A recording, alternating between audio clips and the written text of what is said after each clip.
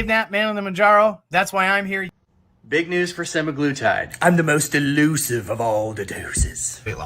So I have a couple theories, and I'm interested to hear yours. The first, who likes my Karnak hat? Jokes about terzepatide. You are on the pen.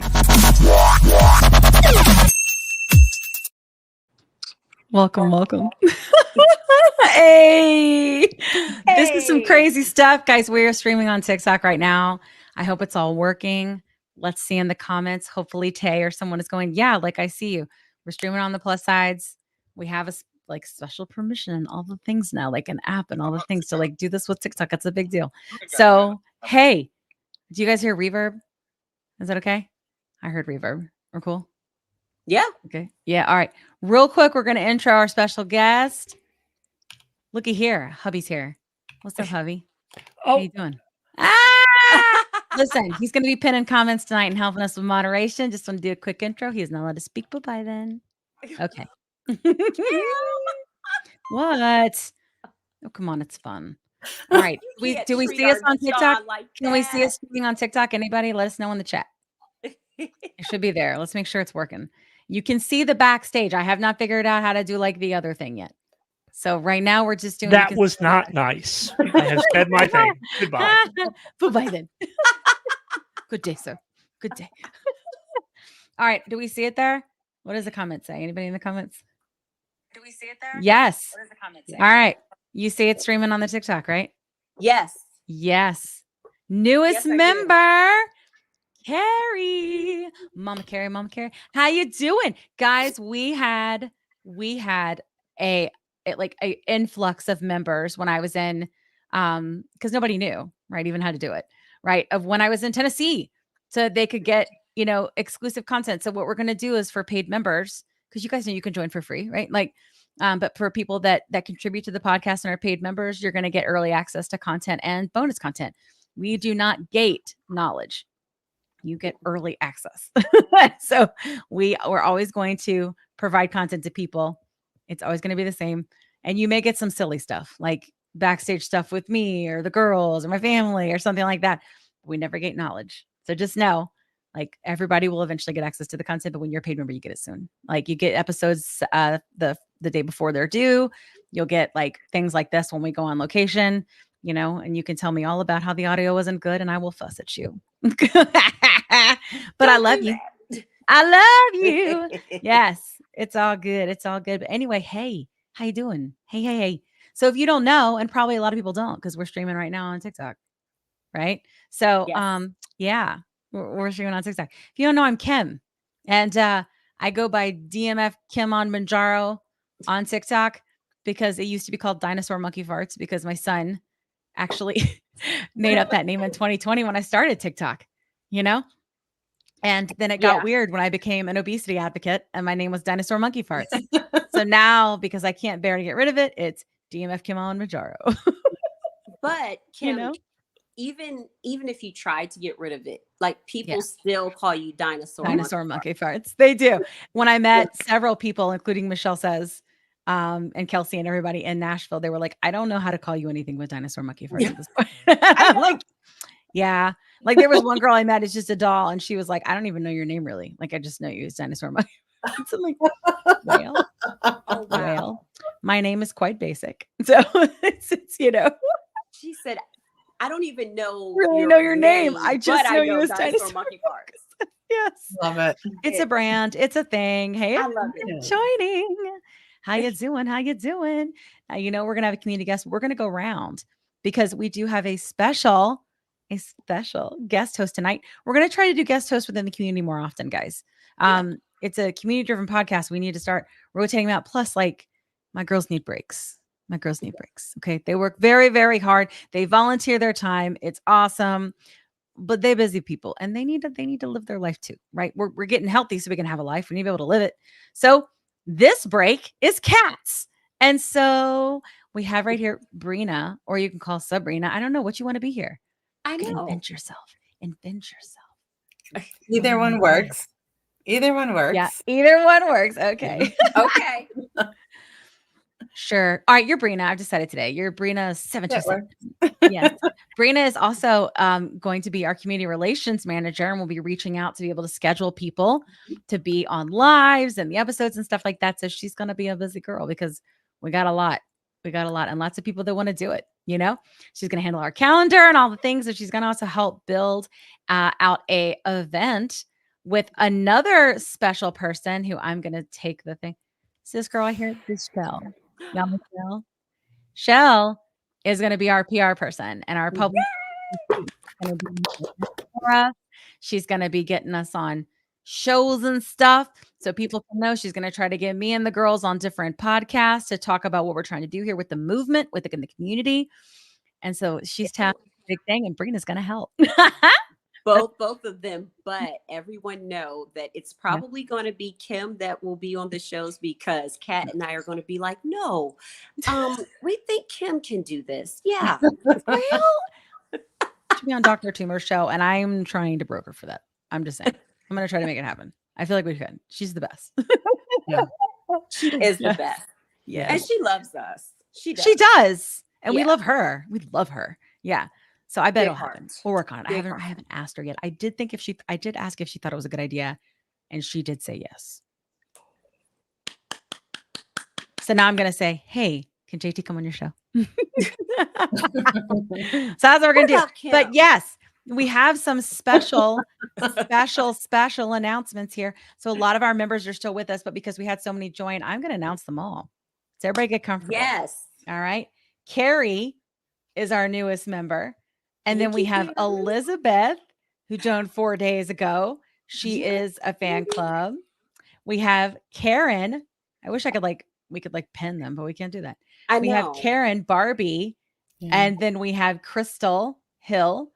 We have Melissa Clay. We have Anna Liss. We have Jessica Berry. We have Lindy. Rhea. I know Rhea. We have Rhea. We have Deborah Hall Sparks. Love it. We have Nate Curry. Oh, yeah, Nate's awesome. Kelly Temple. We have PMAC. PMAC's our girl. Hey, PMAC. Yeah, I love it.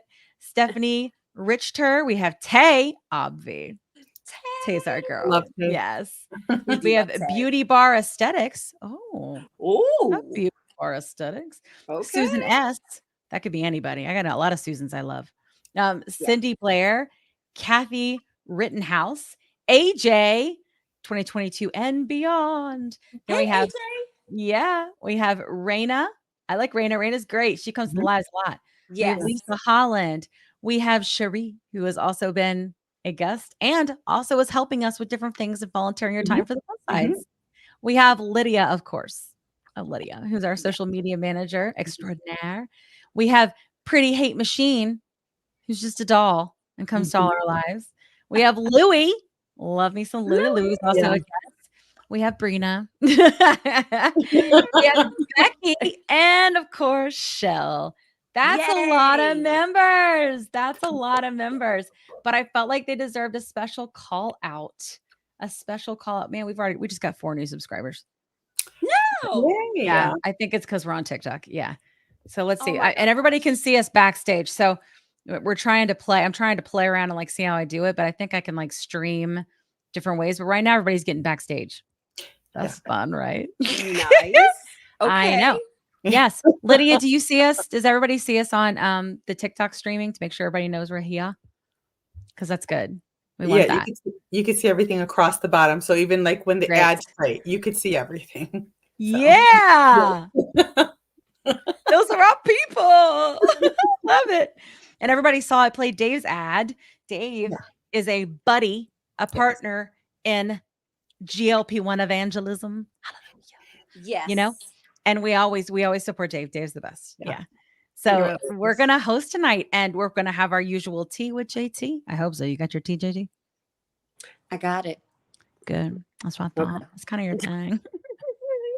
And we do have a special community guest to come and share their story because obviously the lives, a lot of it have to do with community guests.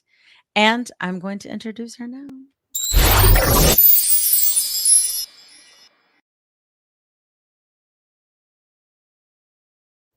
Oh, she just wrote. There we go. Here she is. Hi. Did you get to see your tile? Say what? Did you get to see your little intro? Yes, I did. I couldn't tell if you could tell because of the weird window that we're in. You know what I mean? Like, I don't know who. Yeah. Yes, good. It's purple. It's purple like you. Like everything in my room, my little beauty Right. room, it's I purple. love it. We're big fans of purple, clearly, because logo, right? Yes. Yes. Welcome to the Plus Sides Podcast Live. We call it Thank you for Unfiltered having Uncut. me. This is where we do it. However, because they're streaming on TikTok, we're a little bit filtered, just a little bit, you know, but not too much. Nothing we ain't used to, right? We got Yeah. to say, we got this. Mhm. So we're so glad to have you here. Thanks. Yes. Thanks for having me. Absolutely. So we would love for you to tell us your community story. We're going to offer you the space.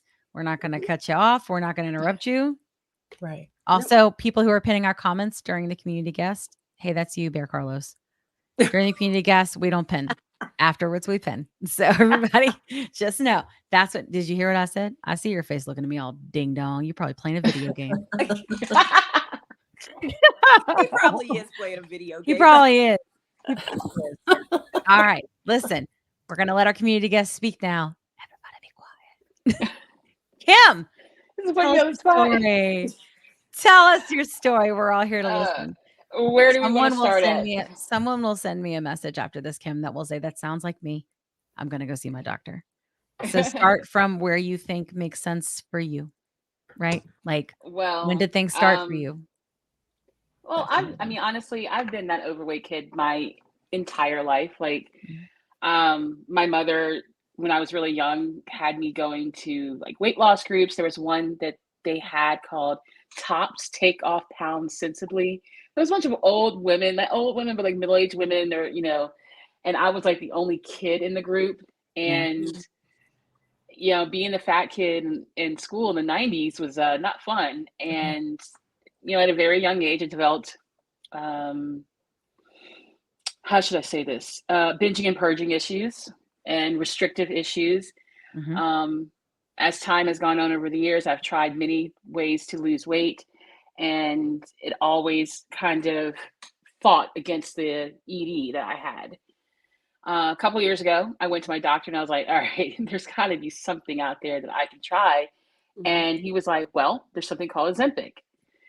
And he was at the same time, he was concerned about my A1C, because my entire family's diabetic. I was pre-diabetic. Because I have asthma, I take prednisone a lot, several times a year, and that will raise your A1C a lot.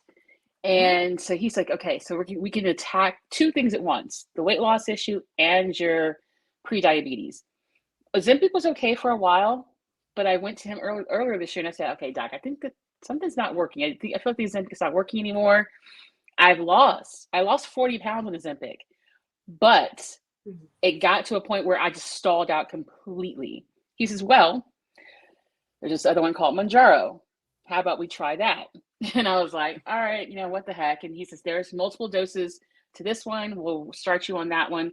And I started at 2.5, and it has been one heck of a journey with Mounjaro. I'm currently on 7.5. I've had to learn a lot, and I see where I made mistakes when I was on Ozempic. I see where I've made mistakes since I've been on Mounjaro. And it has been a whole lot of figuring out what works for me, what doesn't work, and working with my doctor, my psychiatrist, and my therapist to make sure that I don't backslide into old habits, because I still do have active binging, purging episodes. I relapse. I mean, like anyone, I relapse frequently. And in the past, every time I tried a weight loss journey, it would inevitably devolve into going back to the eating disorder behaviors. So this time I've got 3 medical professionals making sure that I stay on the straight and narrow with the medication while also not triggering the bad stuff. And, you know, people are saying, well, you shouldn't be on this medication if you have those kind of issues. I'm like, my doctor feels I need to be, because for him, the obesity issue is very important. Keeping my A1C down is very important. For the psychiatrists and therapists, they're like, let's not trigger her eating disorder though.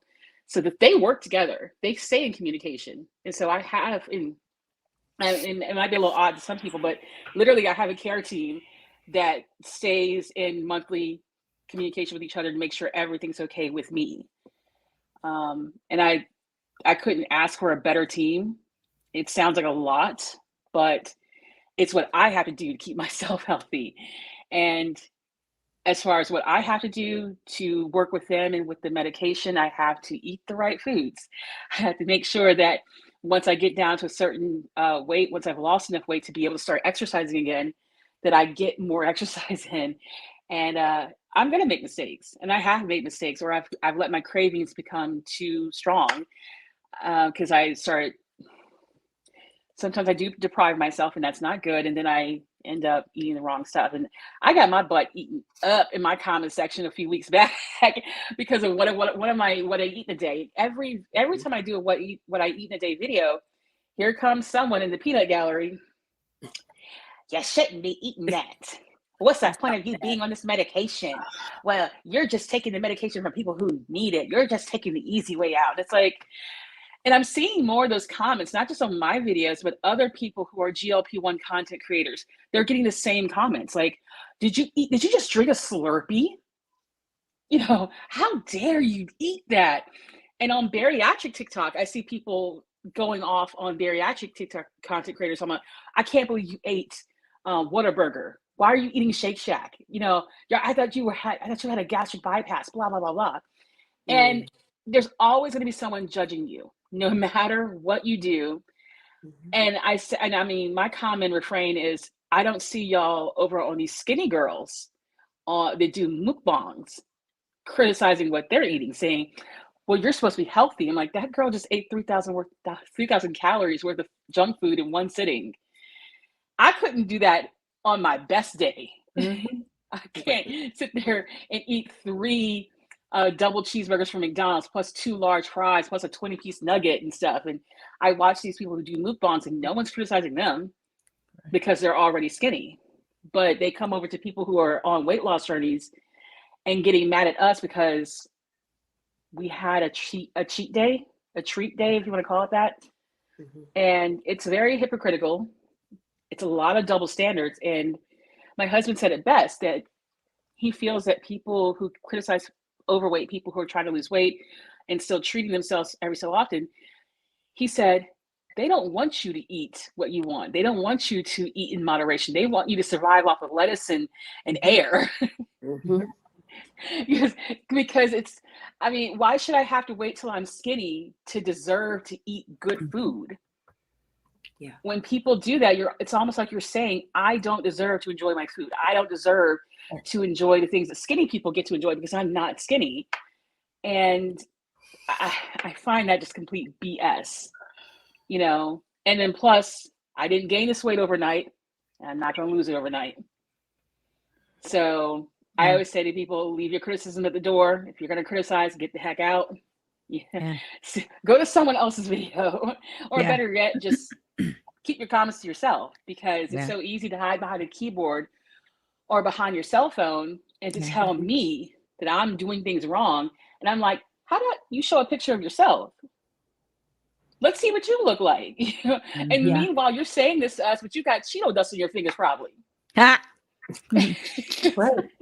Look, Definitely Cheeto you're dust. telling me I shouldn't be eating stuff, but you're just like, oh, fatty's gone fat, you know. I got crapped on for my smoothie recipe one video. God. And I'm like, there's no added sugar in that. It's all fruit, coconut water, and 100% orange juice. Yeah. And they're like, it's still too much sugar because of the fruit. You don't need to eat fruit. I was like, wait, what? And that's when I was like, you are a troll. Like, come on. So, I mean, that's pretty much been my journey. I was saying this week that I messed up again. I didn't drink enough water. Oh, yeah. I had plenty of protein, but not enough water this week. So I'm paying for that, I'm sure. Yeah. I'm going to pay for that, but it's a constant struggle. I mean, this is not easy. Anyone who says that we're taking the easy way out, you've never been on a diet. Clearly, you never had a weight loss, because this is not a diet. This is a lifestyle change. Yeah, it is. There's nothing easy about keeping an eating disorder in check. There's nothing easy about fighting with your insurance company to pay for a medication, dealing with people's judgments and criticisms. and also dealing with the potential side effects of this drug. Yep. Paying out the nose for the right foods at the grocery store. There's nothing easy about this at all. It's easy to go to McDonald's. Yes. It's easy to go to Subway constantly. It's easy to eat out and just pig out. It's not easy to say, you know what? I think I'm going to say no to Taco Bell. I think I'm going to say no to this for this day. And for me personally, it's a struggle to, when I do have a bad day where I'm like, the scale does not say what I want it to say, I have to struggle with not going to restriction mode because, and it's something I discuss with my therapist a lot. That's the first thing that pops in my mind. Every time, about a month and a half ago, when the 5 milligram essentially stopped working for me, I kept saying to myself, you know, just decrease your calories. Just don't eat that much tomorrow, you know? Yeah. Knowing daggone well that I was eating in a calorie deficit the day before, you know, knowing that I wasn't overeating, but I just felt in my head, it was something telling me that you need to just eat less. Get under 1,000 calories. And I'm like, it's not a healthy mindset at all. And I notice on weeks that I do actually eat balanced meals and I don't restrict, those are the weeks that I lose the most amount of weight, interestingly enough. So, I don't know, like I said, it's hurtful when people get on your videos and they criticize that. And it's hurtful when they don't put themselves in your shoes and what you're trying to do. And I think that's how deep the fat phobia and the hatred of overweight people goes, is that they see someone that's trying, and rather than hype them up and say, you go, keep it going, they want to crap on you and criticize. And it's like, okay, so you want me to stay overweight then? You know, but I think I've talked enough. No, I think you've talked. I mean, we want you to, it's a talk show. Hey, how you doing? No, I think it's great. I mean, we're just trying not to interrupt you. Because I feel like that happens so often, like in the media, they all have a narrative, they all have a time frame, you know, and all of that. What dose am I on now? I'm on 12.5 these days, Judy. What are you on, Kim? 7.5. 7.5. I'm double Kim. Tomorrow will be my 4th shot of the 7.5. Wow. And interestingly enough, since I went up to the 7.5, I've seen consistent weight loss every single week. Yeah. You know, and in the course of 2 weeks, I lost like over 5 pounds between dose 1 and dose 3. Wow. And I'm like, what the heck? Where was this weight loss, you know, a couple months ago? Yeah. How's it treating you? Like, how are your side effects, if you have any at all? My 2 major side effects are fatigue, and I can't get out of bed most days. It's so hard to get up. Once I fall asleep, I'm just like, no, I'm not getting up. I'm hugging that pillow. My husband's like, hey, isn't it time for you to get up? No, leave me alone. And the other one is constipation. Earlier this summer, like about maybe July, I went to my doctor and said, when are we going to titrate up to the 7.5? And he says, have you gotten that constipation under control? And I was like, no. So, I go back a month later and he's like, this is why you're not losing weight right now. Yeah. This is why 1 week you're losing, the next week you're gaining it back because you're constipated. He's like, are you going at all? I'm like, poop is heavy. Poop is heavy. It is. And he's like, you probably are. He says, you probably are losing weight, but because everything you eat just stays in you, it looks like you're not losing weight because when you step on that scale, you've got like however much pounds of poop inside you. So he told me, I'll give you exactly. He's like, how about this? Let's give it another month, take some Miralax, and once things get regular again, we will revisit 7.5 because he says, considering the fact that your main side effect is constipation, it's going to get worse the higher you go up. And I was like, oh, good. Okay, fine. Listen, do you know about castor oil yet?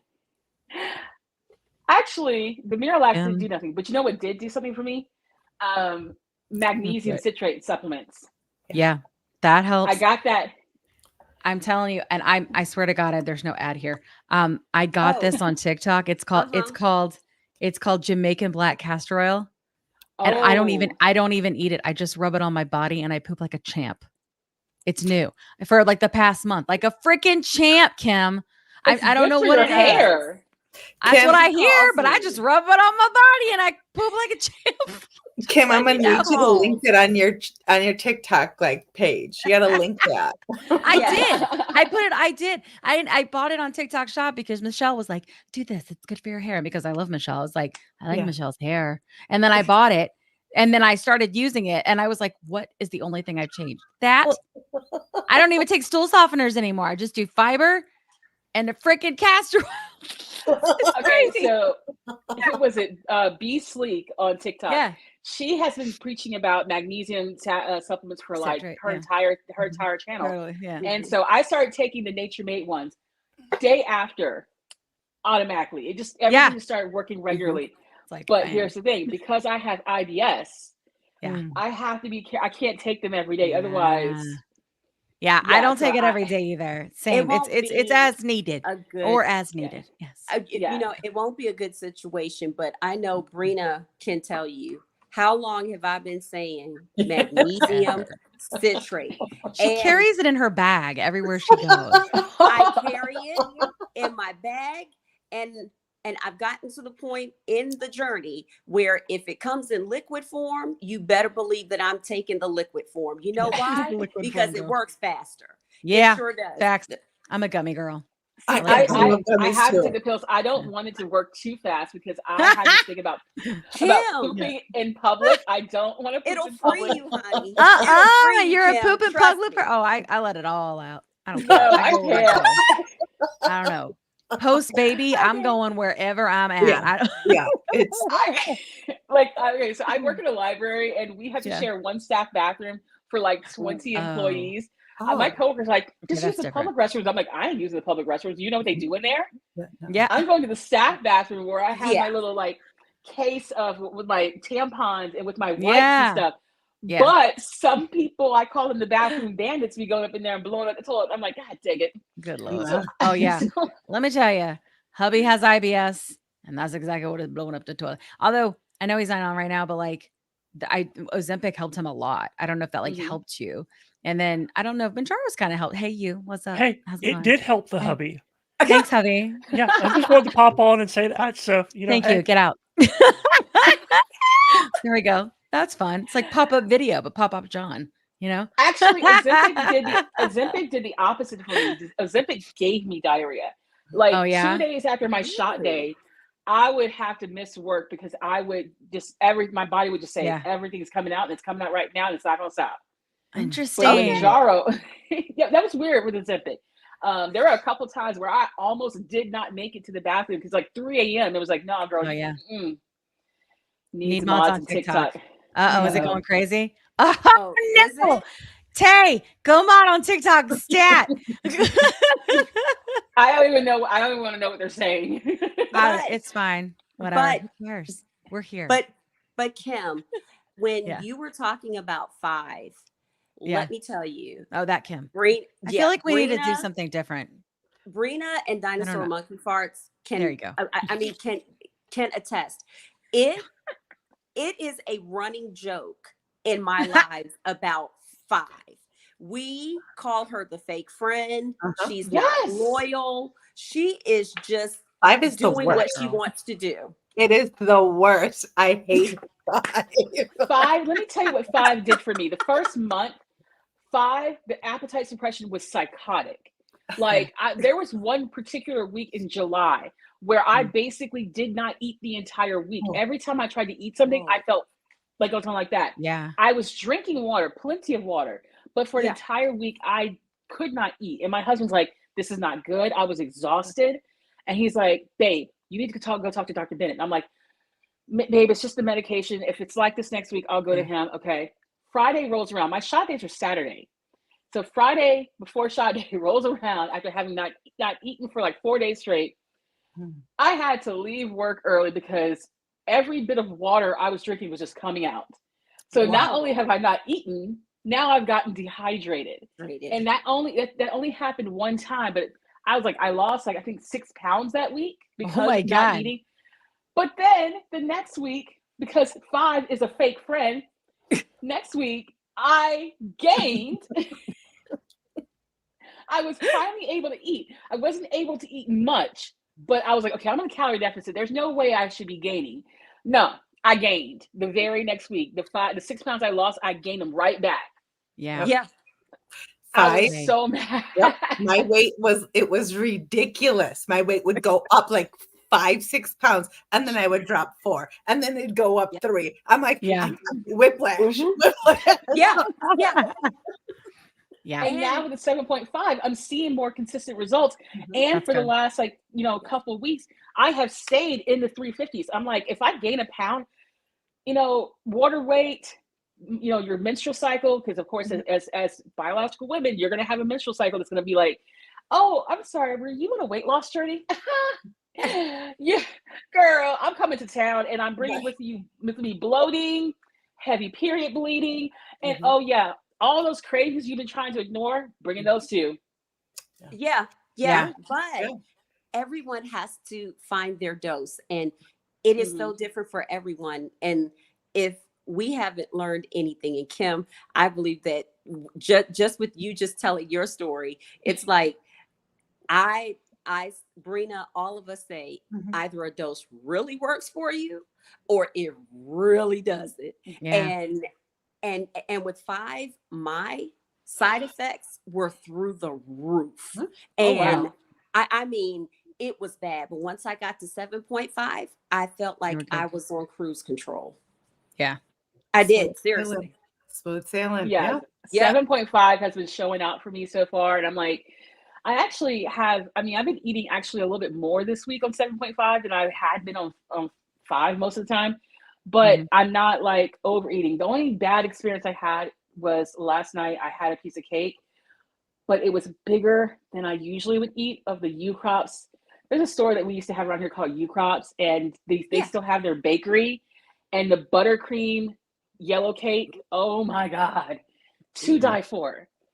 The piece is a little too big. And I paid for that later in the form of extreme nausea and shaking. I was like, I know my blood sugar's through the roof.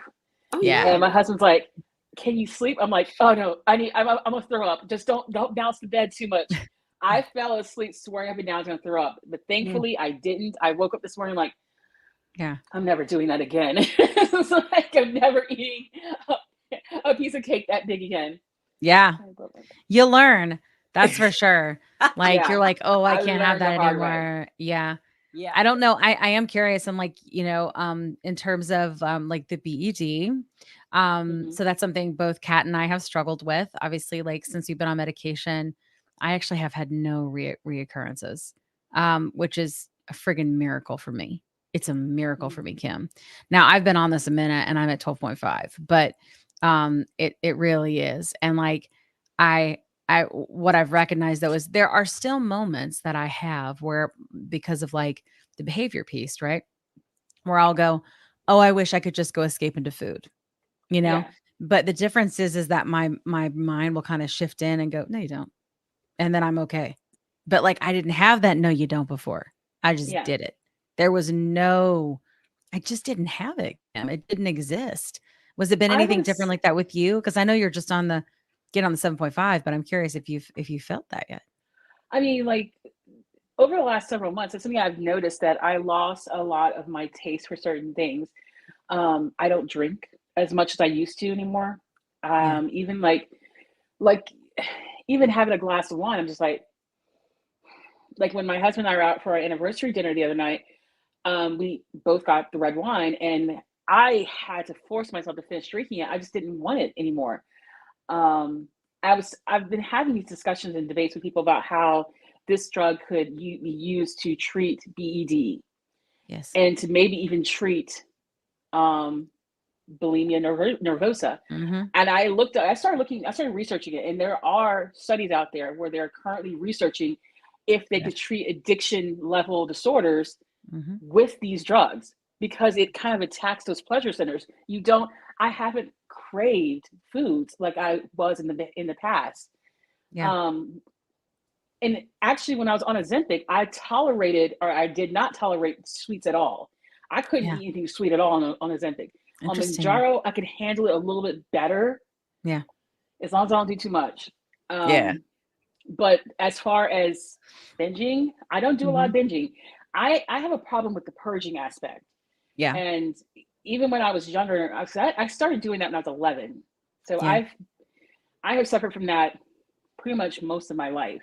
Yep. So I've had to have so much dental work done over the years. I get it. And I had learned at a very young age that if I ate too much, I might not be able to get it all back up again. Right. I was that nerdy kid, and I'm not even joking here, that went to the local library, lied to the librarians and said, I'm doing a report for school, doing a project for school. And I asked them about those eating disorders. And they helped me look up the stuff. And I sat there on the floor of one of the aisles with a stack of books, reading and researching eating disorders. Yeah. And around that same time, I saw I don't know if you guys remember this thing that used to be on HBO called Life Stories, Families in Crisis. They had an episode where a young girl played by Calissa Flockhart was suffering from bulimia. Oh. Yeah. I'm showing my age there because it was like back in the early 90s. Yeah.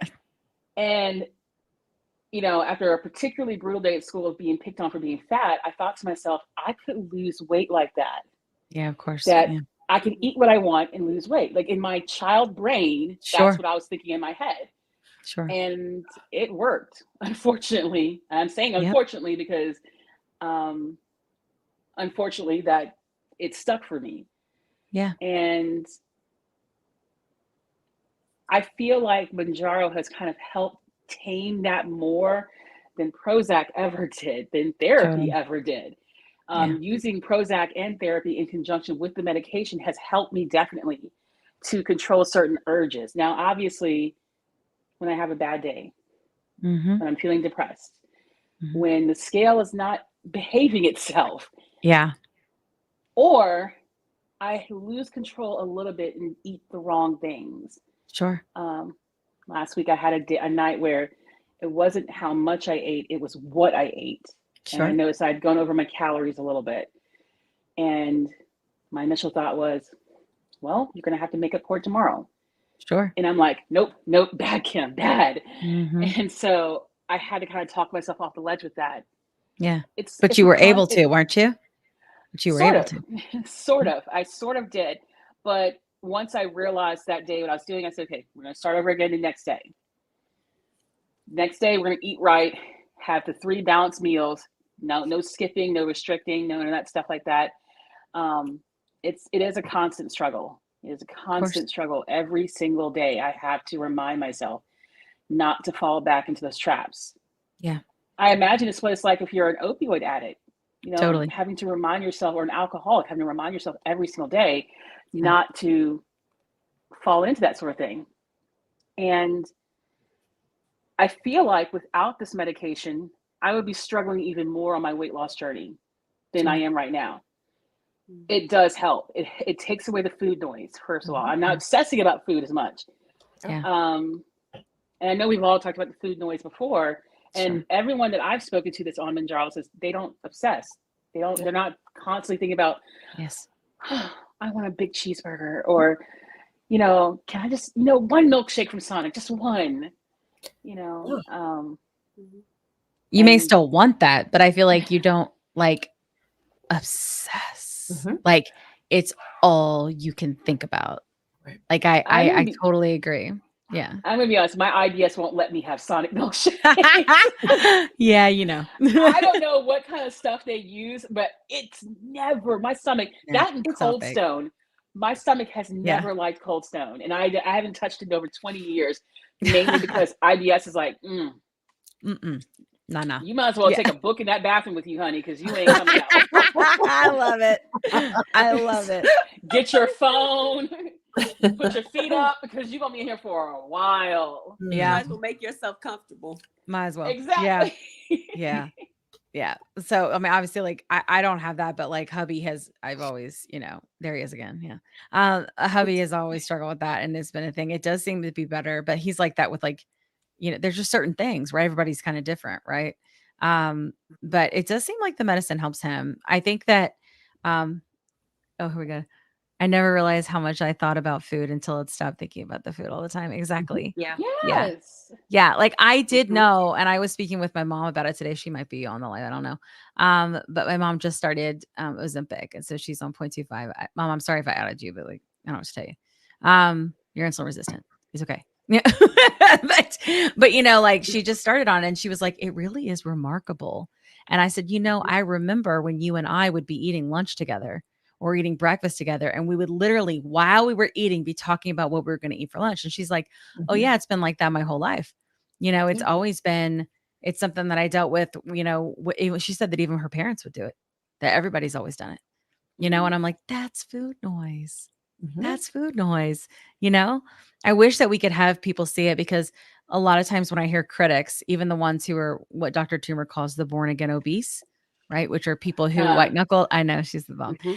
The white knuckled through it, right? She will often say, those are the worst. Those are the worst ones, right? But I really think it's because they white knuckled food, so they feel like we should have to too. Do you know what I'm saying? It can't be like hey, maybe you don't have to anymore.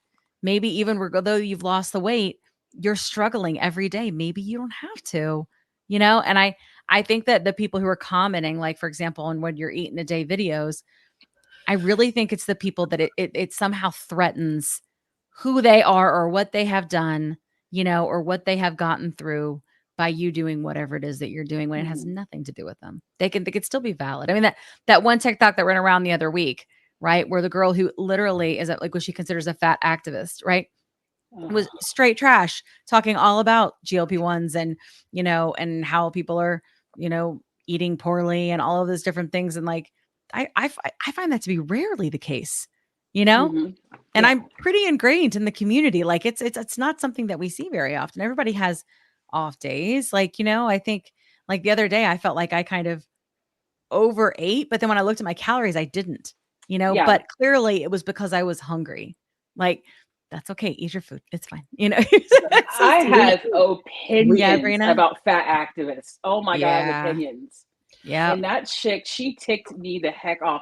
I had written an entire script. I was going to film a video for it, but then I got busy with work and everything else. But when I saw that, I went back and I looked at her. I kind of looked her up on YouTube and stuff like that. And I looked at her history and I'm like, oh, she's one of those where she feels like any weight loss is we're being fat phobic. That we have internalized fat phobia because we want to lose weight. Like, look, I'm 42 years old. I'm not losing weight to be cute. I'm not losing weight to attract. I already have a husband. I don't need any more. Yep. It's hard to keep one man's attention.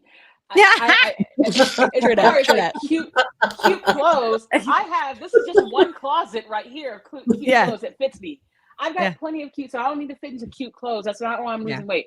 I'm trying to lose weight because 20 years ago, I was 100 pounds lighter and much more active and a lot healthier. Now, at this age, this stuff is caught up to me. And a lot of these so-called fat activists, they're like, you're fine as you are, health at every size. They're young. I'm noticing that a lot of them are in their late teens, early 20s. And this woman's clearly in her 30s. So she hasn't gotten the negative aspects of being obese just yet. And if she is, I feel like she's never going to say it. She's never going to admit it.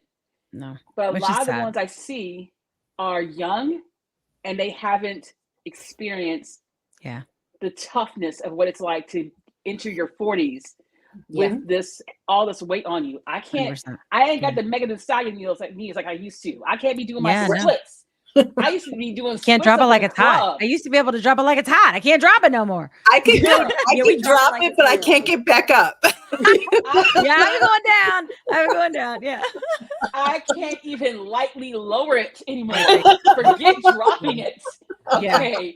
Yeah. The knees will bother you. Yeah. That check light came on several years ago and it's been on the whole time. And I'm like, I'm not as active as I used to be. And that's why I want to lose weight, because I'm like, I'm looking at how my life used to be. And I realize I am a prisoner in my own body. Yeah. And I was like, the highest I hit was about 4 years ago. I was at 422. This is before Ozempic. And I was like, I am fast approaching my 600-pound level. And anyone that can look at those people who they can't wash themselves properly, they can't leave their houses, they can't walk more than a couple steps and say that is fine. Yes. It's psychotic. I'm sorry. You're insane. I don't know if you follow Dr. Toomer. If you don't, you're missing out. But Dr. Toomer said, I said, well, because she loves Lizzo. And she was like, she loves going to, she's a big concert person, screaming at the top of her lungs thing. She was like, she said, there's health doesn't have a size, is what she said. But then she goes, but it has an expiration date. It has an expiration date, right? Like we can talk about this all the time, but once you get to a certain age, these like our body is a general wearing out process, right? But I thought that was a really big moment, right? It's okay. And I don't, and then hubby even said he feels that GLP-1s, that to them, it diminishes like the things that they have done, right? And their journey. So it somehow diminishes or makes them feel less than, when that's not the case. They can still independently be whoever they are, however they want to be, and I'm fine with it. I think we have got to quit telling people what to do with their body at all. At all. Stop it now. The opinions that people are just, they'll say it with their chest. They'll say it with their chest, like that one woman. Oh, she made me, I was hot. I was hot. Yeah. Because you're going to sit here and make blanket statements without even. And they were all wrong. They were all so misinformed and ignorant. The sad thing is that go watch the podcast. I can't take you. Like, what makes me really mad, because my husband, he's a mental health therapist. Okay.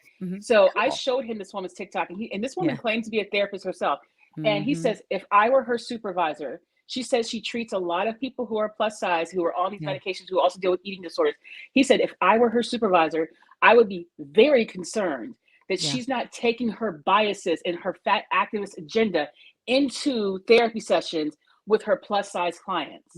Because she very much has an agenda. That's why she was spreading that false information, that misinformation. Definitely. And it's gone now. Listen to her. Yeah. Oh, she finally took it down. She's a dirty deleter. She's a dirty deleter. I mean, we're all dirty. Well, oh, boo boo! I saved that video. You can dirty the but the internet is forever. The internet is forever. Yeah. Yeah. No, Kim is Swahili for be with receipts. Yeah. Okay. So but I'm sitting here like, you're sitting telling these people, and the people who listen to her, these young people that are 19, 20 years old, who are like, yeah, that's right. I will never. I'm like, oh, Jesus. Stop it now. Yeah.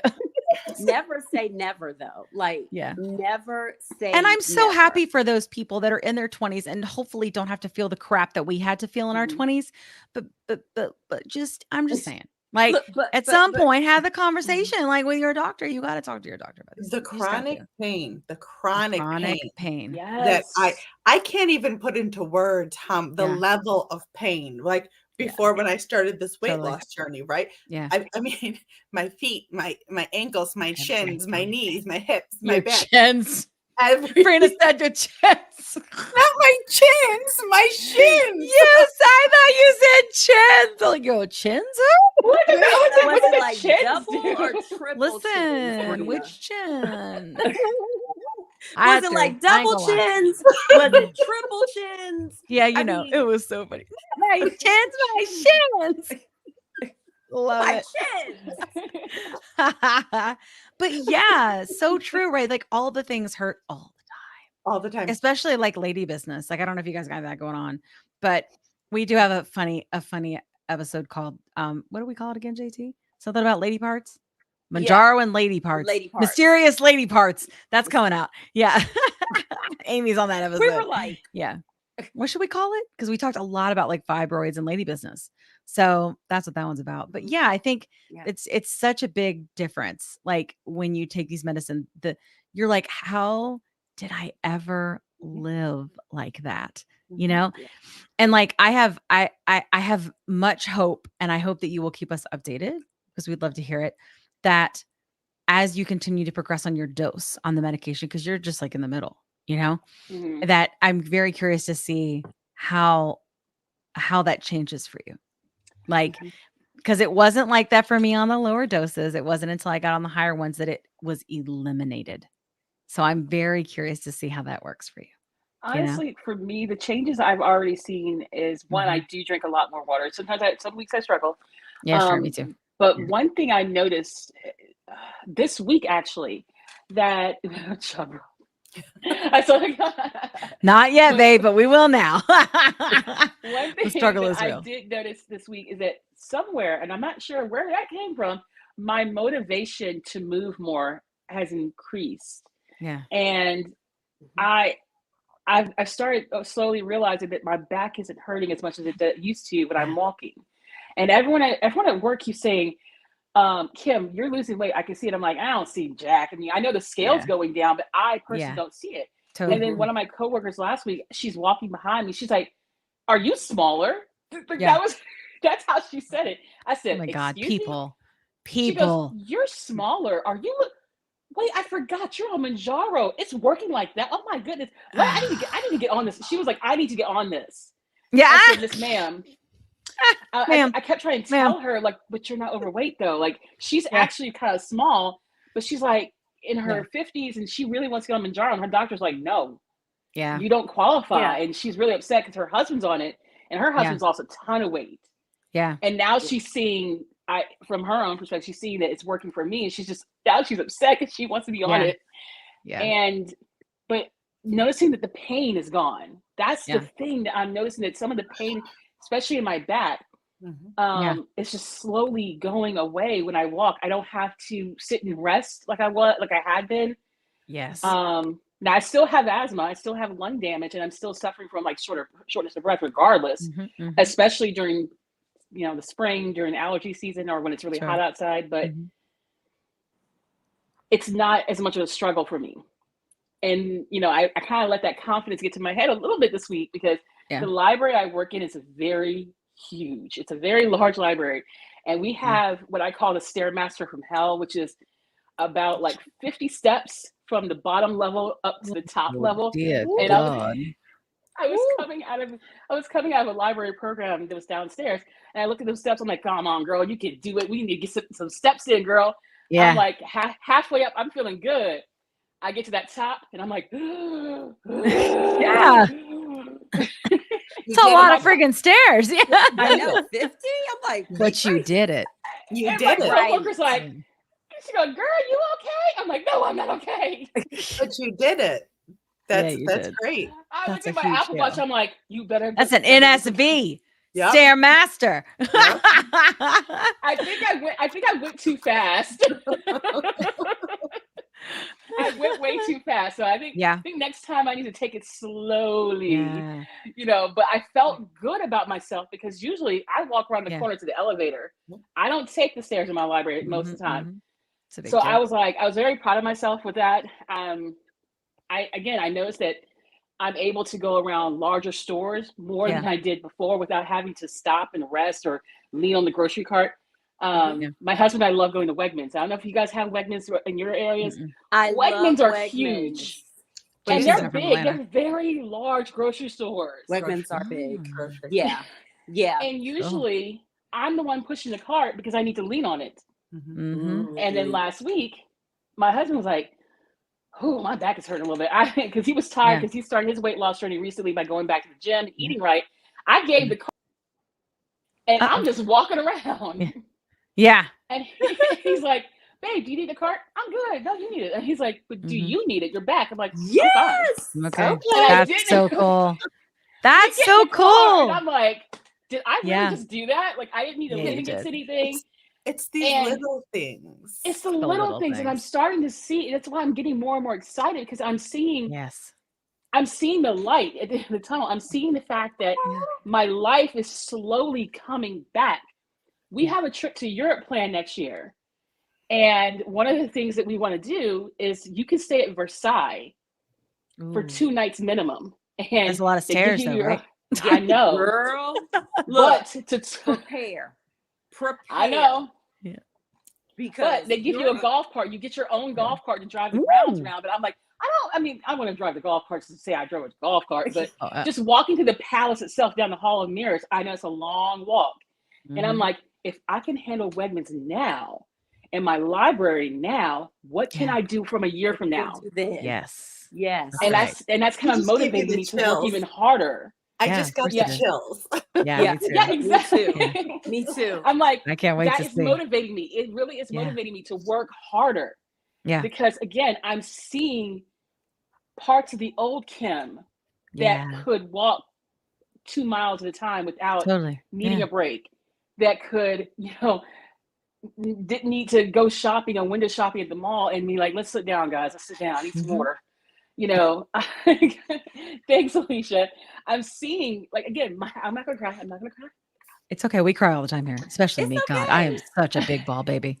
But it's you fine. You should have seen her, Kim.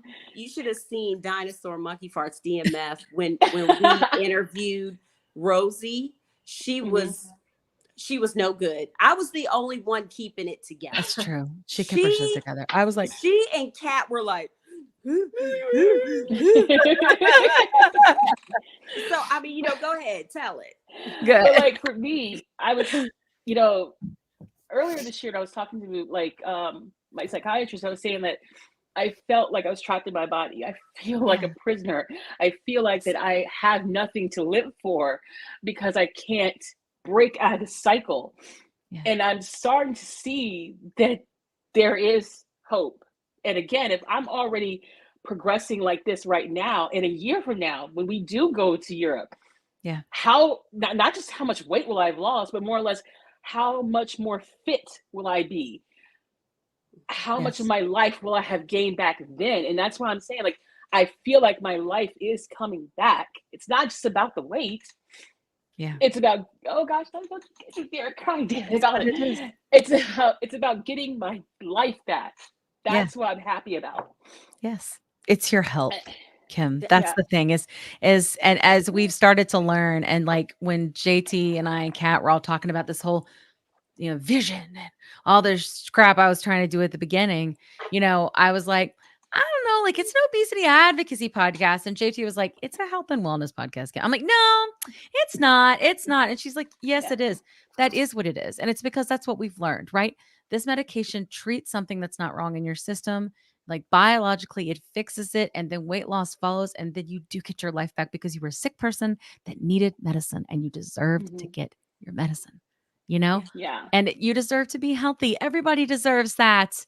And I think that's just, it's really changed. And I know that everybody here can relate with that feeling, So I think, and you mentioned stuff earlier about people commenting about what you eat in a day. I got to tell you, I would keep, if I were you, and this is my opinion, like keep posting that because it's so relatable.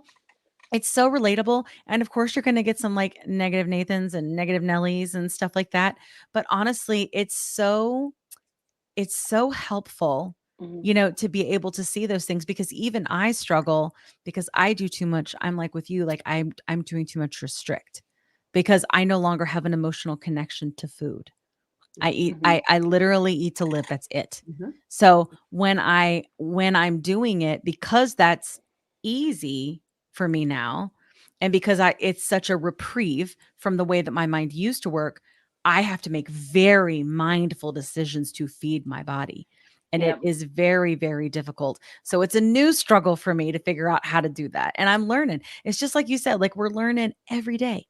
But one of the biggest questions JT and I get in our lives is, what do I eat? What do I eat? What do I eat? Because doctors just give you your medicine. If you're lucky, they give it to you, right? And they just let you go.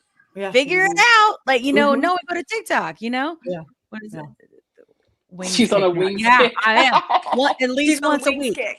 And whenever I say I want wings, you know what he says? Go, because he knows I need to eat. He knows if that's what I'm going to eat, he's like, eat it. It's protein. Like, it's fine. Yeah. And I do at least once a week. I have wings. It's usually towards the end of the week when like the medicine's starting to wear off. But honestly, when I eat, like 2 days later, I've lost weight. But if I don't eat, and like I am more of like a weekly calorie kind of person as opposed to like a daily because of the way the shot works. Right. And that's, and so it's a struggle. And I know there are people out there that are like that. You got to eat. And I'm with you. When I eat, I lose weight. When I don't eat, I do not lose weight. Because and you were saying that earlier about the 1,000 calories a day, like a super diet culture, right? Like it's normal. I get it. I've been big my whole life, just like you're talking about. Yeah. So John Carlos, I can show you the receipts. It's 1 to 2. Don't start. Don't start.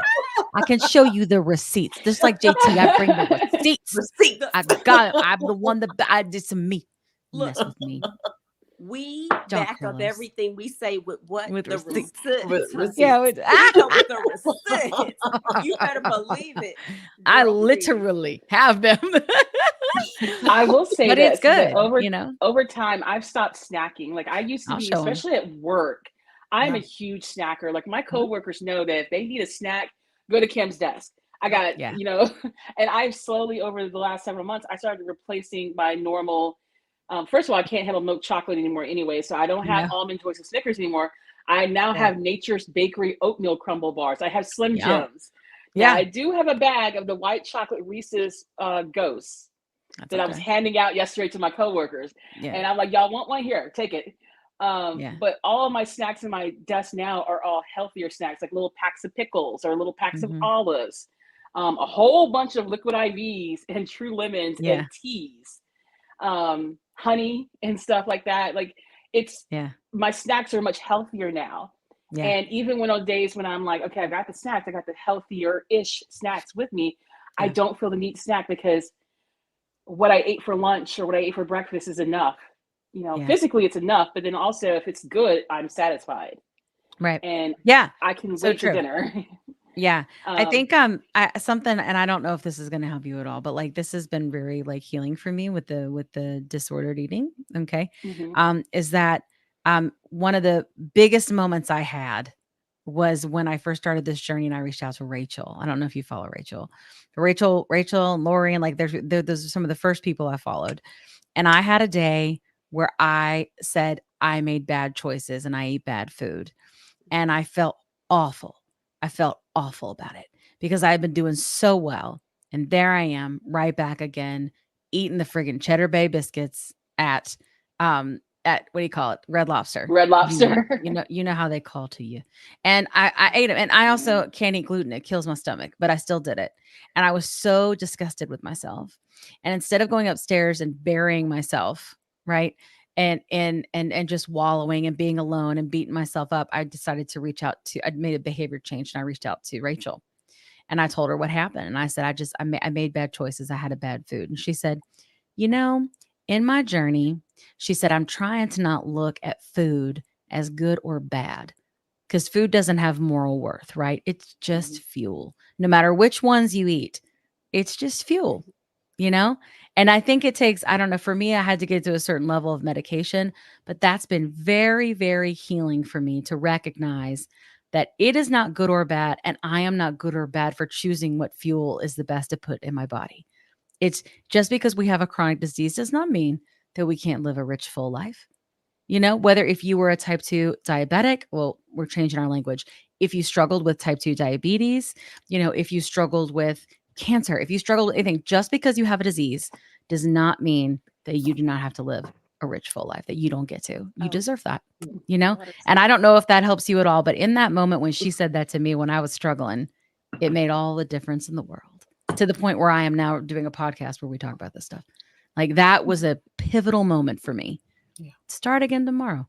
The guilt and the forgiveness that I've been able to give myself in this process has been huge. And I can't wait to see what happens with you over the next back in months. August, I was coming back from a hair appointment and I remember I was like, I'm so hungry. Yeah. And I knew that I probably was going to be hours before my husband and I would go out to dinner. So I was like, I need to stop and get something. And I was like, I want hot, something salty, something, savory, whatever. So I'm not going to lie. I stopped at McDonald's and I got a double cheeseburger because they're small. And I was like, at the time, I'm a little hungry, but I know I'm going to get full really fast. I got like a medium fry, didn't even eat all the fries. And I ate most of the burger. And I'm just like, oh, I shouldn't have eaten that. And I'm like, you know what? I got to put this stuff in my fitness pal. And I was like, wait, what is it saying that how much protein is in that little burger? And I realized, okay, let's let go of the fact that I ate McDonald's. First of all, that tiny double cheeseburger does not have that many calories in it. No. Second of all, it has a ton of protein. It has a ton of protein. Yes. I said, what are nutrients they feeding these fuel. cows? Yeah, right.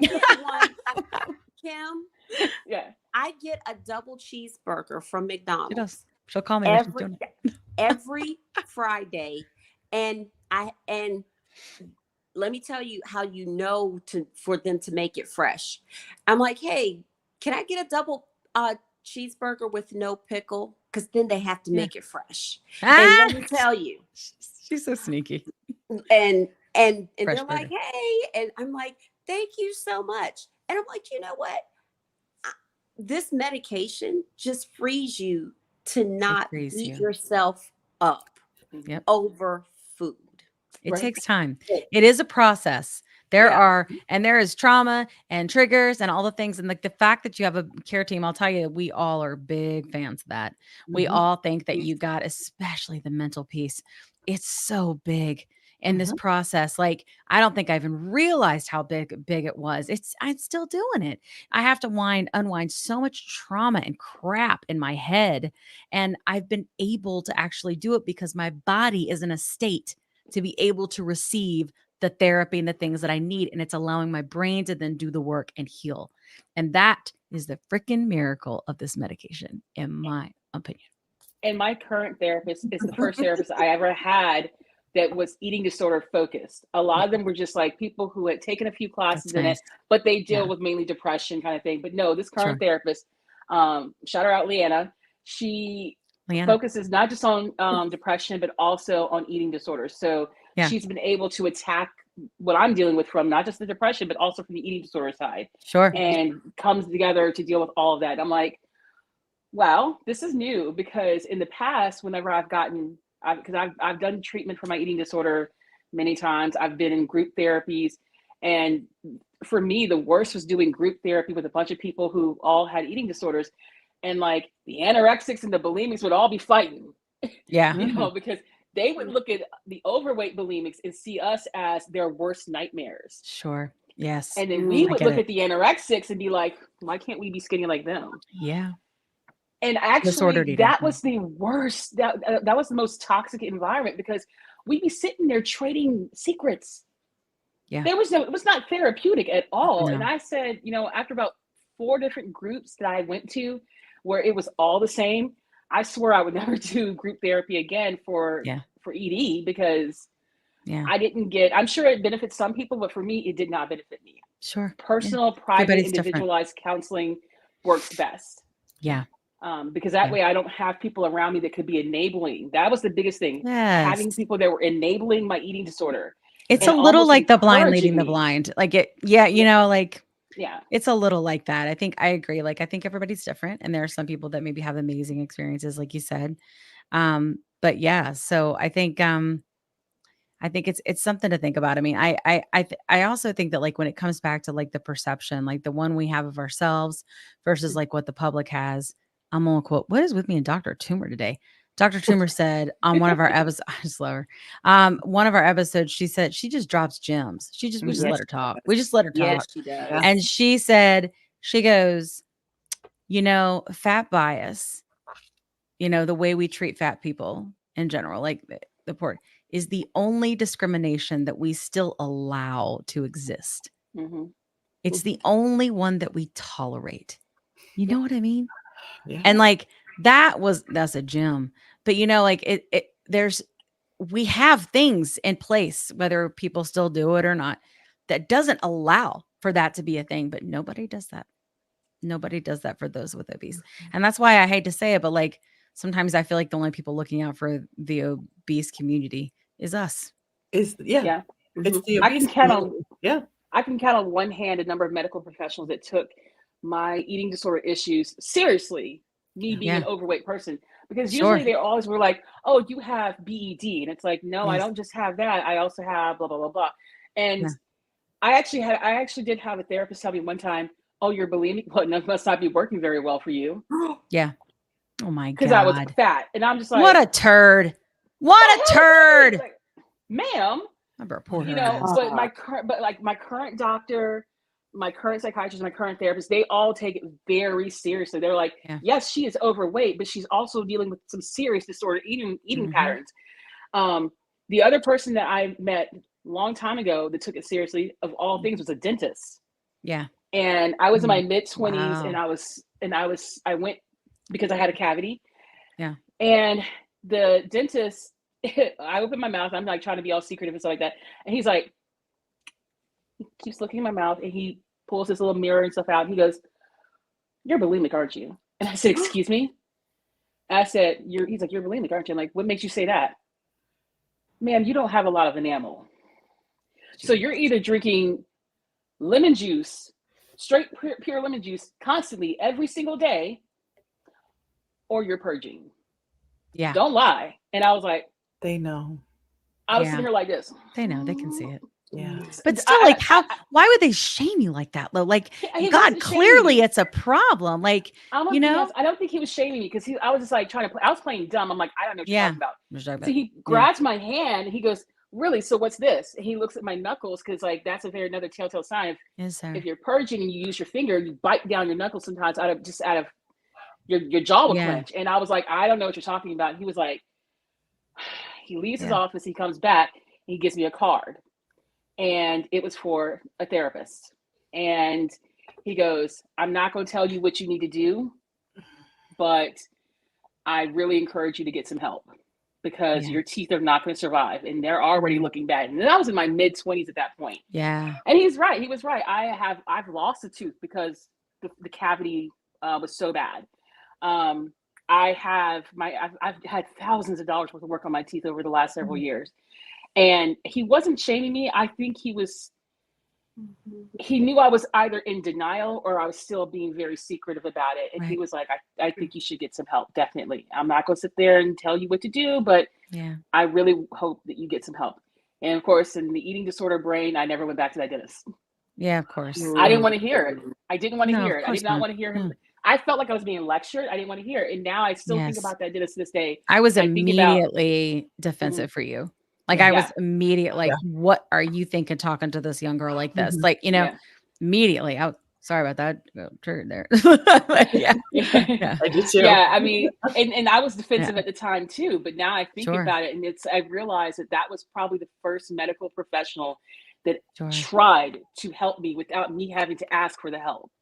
And he was a dentist, you know, it's not like a whole lot. He can't really do a whole lot for me, but he had the card for a colleague and was like, "I encourage you to seek help." I did not seek help at the time because I had tried seeking help many times. And so that was one of the times where I was ignoring the disorder and I was ignoring my issues. Meanwhile, my weight was creeping up, going down, creeping up, going down. And I was just like, I don't have a problem. You know, he's just being a nosy Nelly. And again, one hand of the number of people that have actually tried to help me as far as medical professionals and took it seriously. And I can't even remember his name anymore, but I will always be grateful to him because he was the first one, medical professional wise, he was the first one that wanted to help me, even though it wouldn't have done anything for him. There was nothing, he wasn't getting anything out of it, but he saw this woman suffering and she needs help. And I'm not, God dang it, I'm tearing out again.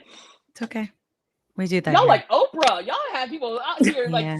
Oh, good Lord. That's the best compliment I've ever gotten. She loves Oprah. We love Oprah. We love Oprah. What to look for. I'm going to be honest, like, look for any sort of counseling services. I would not do like BetterHelp. Don't do none of those ones. Like, actually look for in your area actual real counselors. And see on their website, like which ones deal with eating disorder topics, not just depression or anxiety, but also eating disorder topics, because so many of them don't. Yeah. And that's such a good point. It's very shocking how few there are, especially, I mean, I'm in Richmond, in Virginia. Yeah. And it's very shocking for me how few there were that actually could give real eating disorder therapy in conjunction with the depression therapy I so desperately needed. But I got one that was really good. I lucked out because she had availability. Yeah. That's awesome. Well, we're gonna keep on. We gotta roll our bean footage. We gotta roll it because that's how we pay for this. And then our beautiful bean footage. And then Jade, he's gonna spill some tea. and then we're gonna wrap up. Would you like to hang out with us? You can't. Yeah, sure. Yeah, that's what I thought. That's good Lord. Think about it. I'm just trying to unmute myself. Here we are, like opening up. Like, you gotta think about it. Okay, hold on. Everybody brace beam footage. Say goodbye to restrictive weight loss methods and hello to Iveem, the #1 prescriber of GLP-1 medications. GLP-1s curb cravings, stabilize blood sugar, increase energy, and balance A1C levels to regulate your body and kickstart your weight loss journey. Iveem is committed to making medical weight loss accessible, affordable, and customized because we believe that's how it should be. Sign up for free and get 20% off our accessibility programs.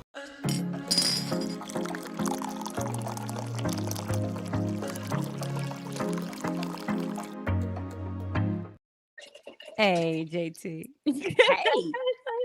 I hear you have some tea. We need to hear all about it as the GLP-1 world turns. What you got? What you got? I know, right? Wait a minute. I know, right? I saw some good stuff this week. Yeah, get this is what we do. JT gets her little thing. She's got to edge just for you all. I have a five right here for you. Here we go. Just for you because I know you all love 5 so much. So let us just start off with one. The biggest news this week, the drug FDA shortage list was updated yesterday in the middle of the afternoon, and that Mounjaro is now showing available in all doses. I know that the 10 was showing intermittent back order through the end of September. It ended up really going into pretty much the middle of October. So now they're saying all doses are available. However, it'll take about a week or two for us to see it in terms of the retail farm. But that's a good thing. Novo Nordisk is still they just can't do right. They just can't do right. They are still. It's painful. It is beyond painful because you have people who have their doctors have prescribed them Wegovy. They've prescribed them Ozempic. And they got it approved. They've gotten it approved. Got approved and everything, and they can't find it. They cannot find it. And I know Kim and Brina can even attest in my lives. Where can I find Wegovy? Where can I find it? It's like, oh gosh. And it's painful to even say, you're probably not going to find it for a while. Like, how do you tell someone that? So I just, suggest that maybe you talk to your doctor about an alternative or maybe another medication because you don't want to delay treatment, Yeah. So exactly. Yeah. But that is the first thing. The second piece of tea is, I bet it is. And this actually was kind of reported on and revealed at the beginning of September. Howsoever, and I'll show it, this little baby right here. Yes. And we all know and love her, even though she may not work immediately, but this is a good maintenance deal. Okay? Yes, it's proactive girl. Look, you can be proactive with this one because, but check with your doctor. But according to my doctor, this is gentle enough to use every day, and it's a stool softener all in one. So you're getting a twofer instead of just a one-fer. You're getting a twofer. So because this little baby has become so popular, there is now a laxative shortage in the US with not just Miralax, but Dulcolax. We even call it a laxative, don't you? Like, it's not even a laxative. It drives me crazy. It's a stool softener. Miss Mira don't do nothing for me. I have a giant value-sized bottle in our kitchen. I'm like, What am I gonna do with this? It's not doing anything for me. Yeah, but no, Brenda, go ahead. Go ahead. Oh, I was throwing this out there that Mago 7 from Amazon has never ever failed me. So- Mago 7. I have a bottle. I haven't Mago taken 7. it yet. Yeah, I hear good things. I hear very good things, and I even recommend it. I'm like, oh yeah, Mago 7. Ask me, have I taken it? I'm like, yeah, no, because look, But I have you're a bottle and I proactive, haven't taken you know? it either. look, but I will use a little bit of this every day. Yeah. Let me tell you, when I didn't, it was not a pretty sight. It was not pretty, y'all. So I took my doctor's advice, but because this is so popular and because GLP-1s have reached like a crescendo of like just being the most popular drug medication on the planet, because access is a definite issue, as we all are very much aware, that these have been called budget Ozempics. So people, yes, are using and I actually did a post on this. And there were 3 articles that there were actually 3 articles that I was able to pull up, and they're showing that this is almost in shortage, because and I notice when I go into CVS to pick up my prescription, like if I don't go through the drive-through, obviously, they hardly have any, not even the generic brand. And I'm like, wait a minute, just a few months ago, these shelves were packed with Miralax, packed with Dulcolax. So they're saying because it's considered budget Ozempic that people are abusing this. Just fat bias. Let's blame the fat people. Bullshit. Yes. So, but look, but they are saying that this is partly, this like isn't the whole reason. They're also saying because the population is aging and we're staying alive longer, that constipation becomes a real issue when you're older. So so the older population is purchasing Miralax and Dulcolax. And then also, well, the GLP-1s. And lastly, another reason is because people have become more aware and concerned about their gut health. So because of gut health, they're like rating Miralax, Dulcolax, gummies, Ollie's, like everything. Yeah. So chia seeds. Yeah. I hear a lot about chia seeds. And chia seeds. So even though we're in the community, we know the foods that, you know, with the fiber and things like that can help to naturally move you. Sometimes you do need a little help. But because a lot of people don't know about chia seeds, they don't know, you know, about flax seeds or anything like that, they go with what they see. So they go with that. So they're asking people to not abuse these laxatives.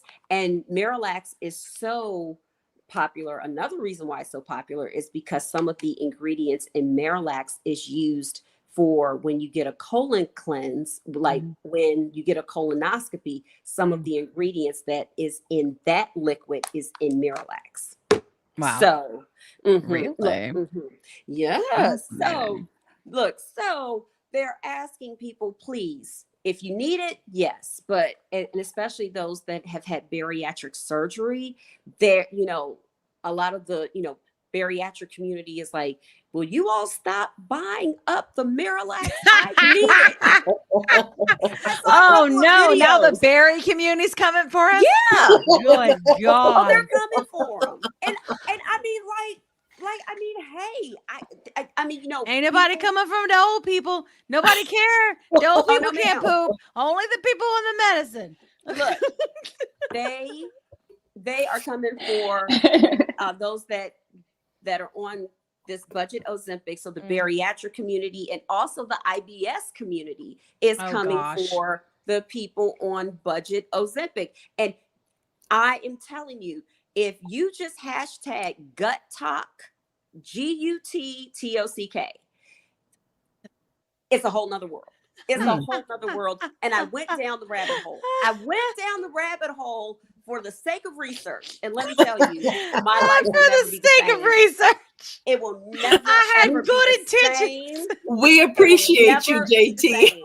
Because some of the stuff I saw and some of the stuff I learned, I'm like, yeah, I thought we were bad. I'm like, oh my gosh, what is this?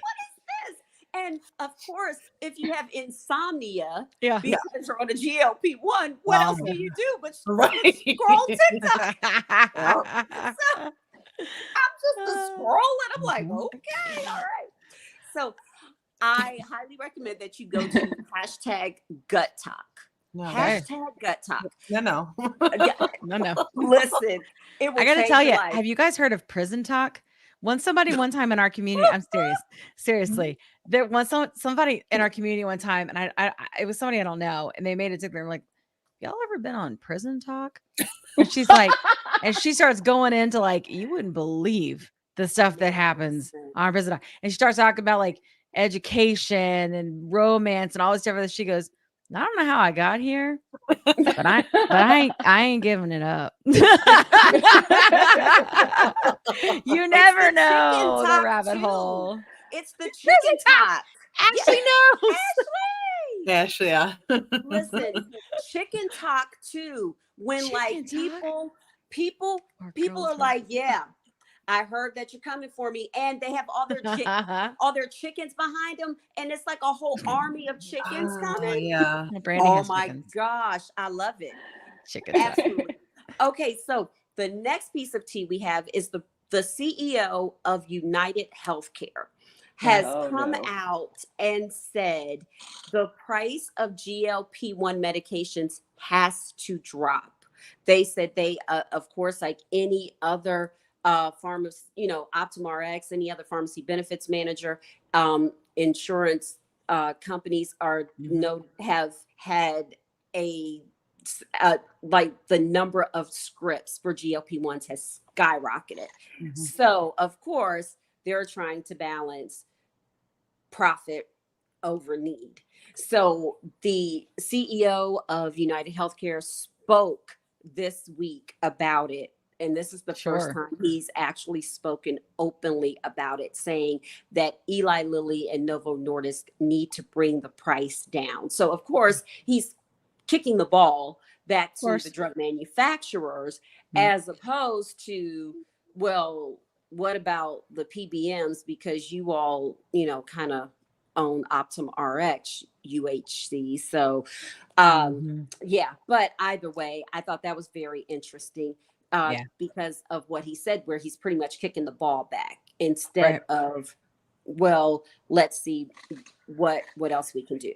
The last piece of tea that I have is where there, and I don't want to have anyone panic, but I didn't say anything before.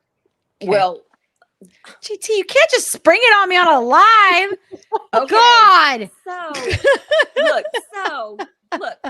So I didn't say anything before, but there have been many people that have been using the updated Mounjaro savings card that you get on Mounjaro.com. Yeah. And they're the one where you have to attest, pharmacy. Right? That one? Yes. We have to go on this. Yeah. The one, that you have type 2. Yes. The one where you have to attest that you have type 2. Now, that right there is between them and the sweet baby Jesus. Sure. So they go to the pharmacy to pick up their refill. The pharmacist tells them your cost is between $1,000 and $1,300. When they were used to paying between like $450 and $500. tried to rerun it. It gets kicked back. Nope, this is your price. I don't know what's going on, but something is going on with those updated savings cards, because it's been more than 10 people and they've been doing this for at least 3 to 4 months. Wow. So yeah. So look. So I don't know, but you might want to call your pharmacy. Interesting. Yep. You may want to call your pharmacy before you go to see how much this is, because we know the playbook of where the OG savings cards were cut off before June 30th. And it was like, what the heck is going on here? And they were not supposed to have been cut off until June 30th. But now we're seeing that this could possibly happen again. Yeah.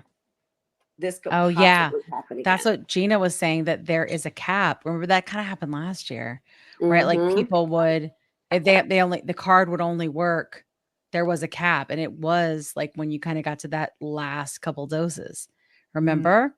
I wonder if that's it. I wonder if it's just like that again. Although like the timing and the indication approval, like timing is very interesting, you know? I think it's extremely interesting. Well, you know what we need? You know what we need? We need a little.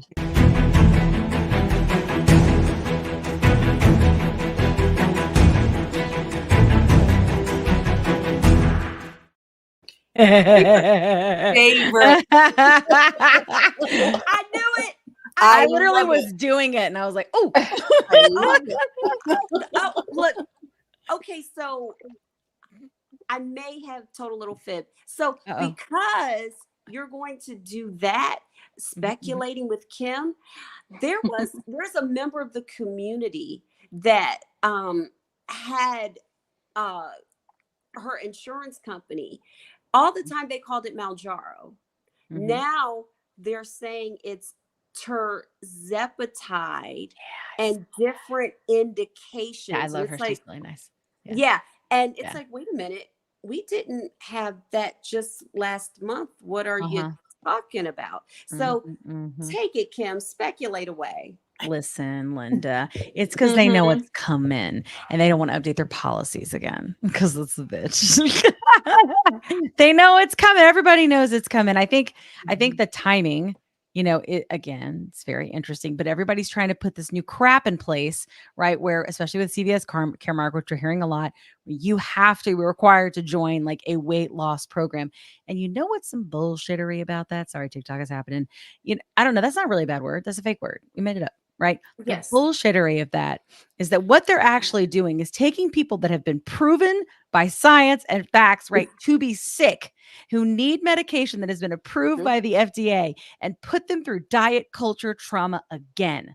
Yes. And it blows my mind that we are still friggin' here in 2023 having this conversation when there is all the data in the world to support this. And at the end of the day, when I said that in like a live, something similar, I was run off, and someone said the only data that matters to these people is money.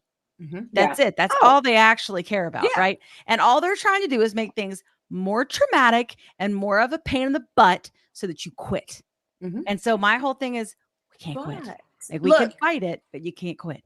Oh, every company's coming for the GLP-1 community, because like you've got Pringles and all these other like junk food companies are like, we're losing money, and it's probably because everyone's on Mounjaro. And I'm like, maybe because you make straight trash. Yes, maybe nobody has a freaking job because of the freaking recession. We won't call a recession. I swear. Look, no one can call Pringles trash. Pringles is the healthiest potato chip. It is not. JT, it is girl. But they ain't no nutritious with that. All this food is straight trash. It literally triggers everything in us. Bunch of grease. It doesn't have a whole bunch of oil. I mean, I like Pringles, but we're getting blamed for all these companies that are losing money. Like, no one's buying cookies anymore. No one's going out to eat anymore because everyone's on Ozempic and Mounjaro. I'm like, Oh my God. or It's because people of ain't got the inflation. money to go out to eat Yes. and stuff, or they're Hold choosing on. healthier options.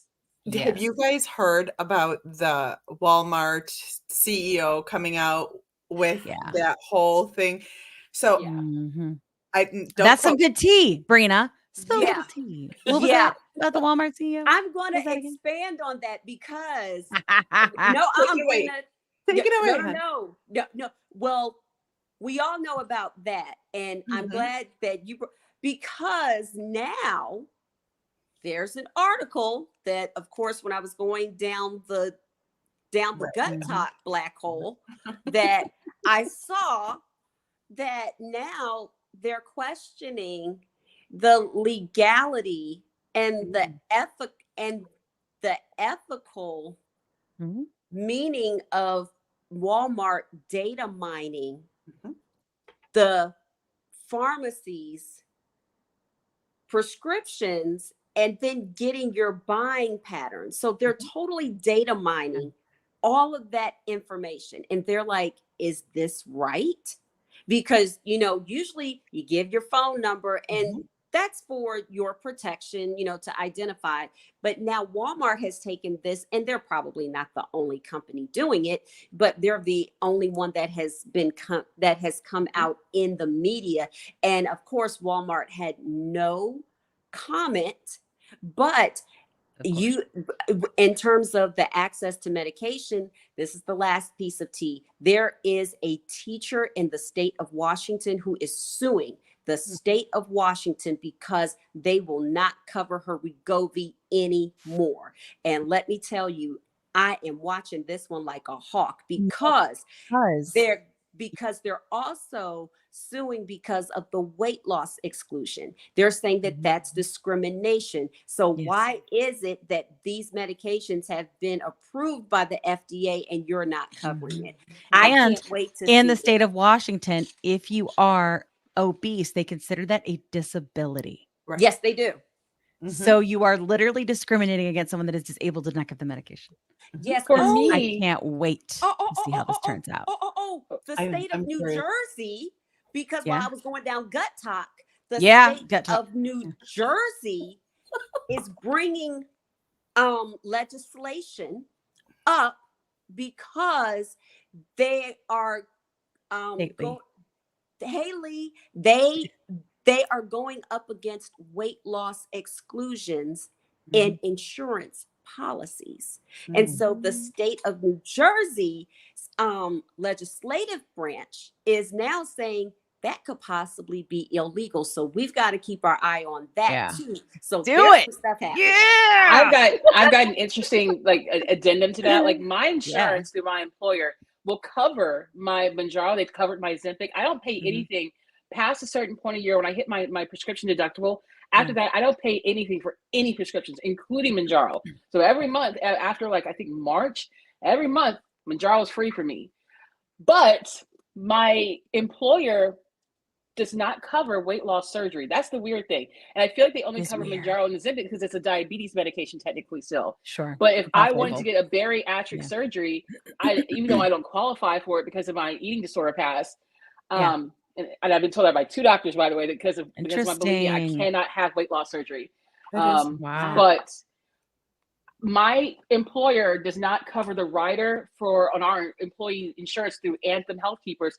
They will not pay for weight loss surgery. So I would have to get a special rider through my employer with Anthem, and it was to the tune of a couple grand a month.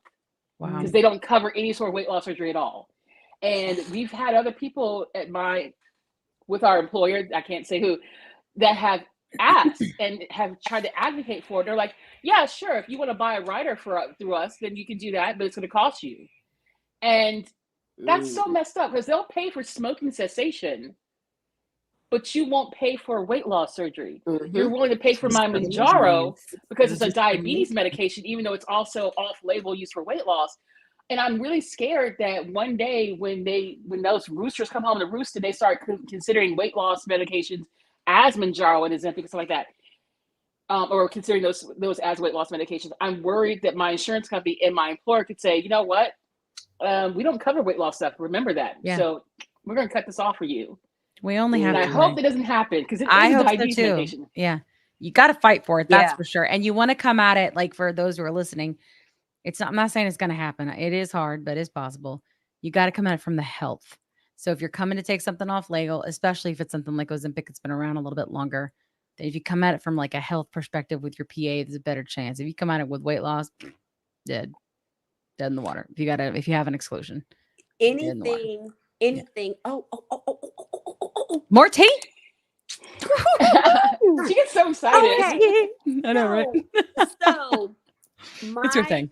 One of my bestie, who's actually one of my sorority sisters. We were on the same line. She surprised me and started Mounjaro, and she's documenting her journey on TikTok. However, and we're hearing more about this, and Brina, we actually talked about this in my live earlier. Mm-hmm. I know there are other insurance companies that are doing this. The only one that I know of right now is Cigna, because she has it. Cigna said, excuse me, that you know how many of the doctors, Dr. Michael Albert, Dr. Rosen, are like on the dosages. You want to stay at the lowest, most effective dose possible, correct? Mm-hmm. Okay. Here is what some insurance companies are doing. They will say, so i.e. 2.5. There are people that have done exceptionally well on 2.5. They've never titrated up. They've lost 80 pounds on 2.5, right? Mm-hmm. Okay. She did 1 month on 2.5. She did a second month on 2.5. She wanted to do a third month on it. She went to the pharmacy. Her insurance would not cover a third month of 2.5. Yes. And there were people in the live today, Brina, that were in my live that said, my insurance company wants me to move up doses every month. Mm-hmm. Not just get a PA. No. They want you to titrate up every month. And if you don't, they will not pay for like a second month of 5, a second month of 7.5. That's not their decision to make. That's up to the doctor. And my doctor was very careful about not moving me up too fast. What they're doing, from what I've heard and read, is that they're using the clinical trials, the studies. Yes. That's their Bible. That's what they're using. Correct. That's what they're standing on. Correct. Because they're saying Mounjaro is such a new medication, they're going by the clinical trials. But that's the thing. That's why people like me, who lost most of my weight, were bucked the clinical trial. Even as a person with type 2 diabetes, the clinical trial said I probably would not see any results with A1C or with weight until I reached at least 10 or 12.5. Right. The complete opposite happened with me and with many others. So now, what do you do for those of us that don't go by what the clinical trial said? And and I'm at 12.5. My A1C finally got down to a 5.4. Thank you. But it took me to get to 12.5.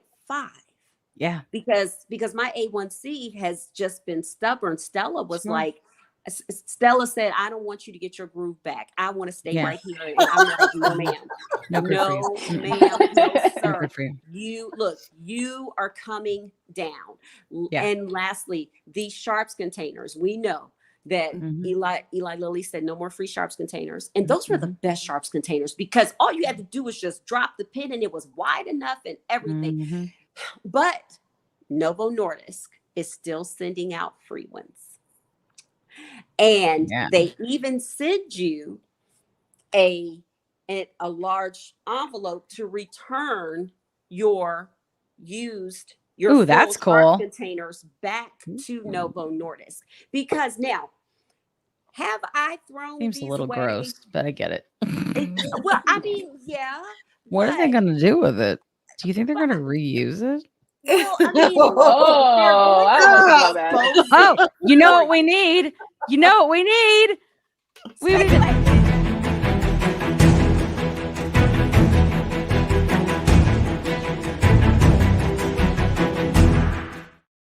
Are they going to reuse it?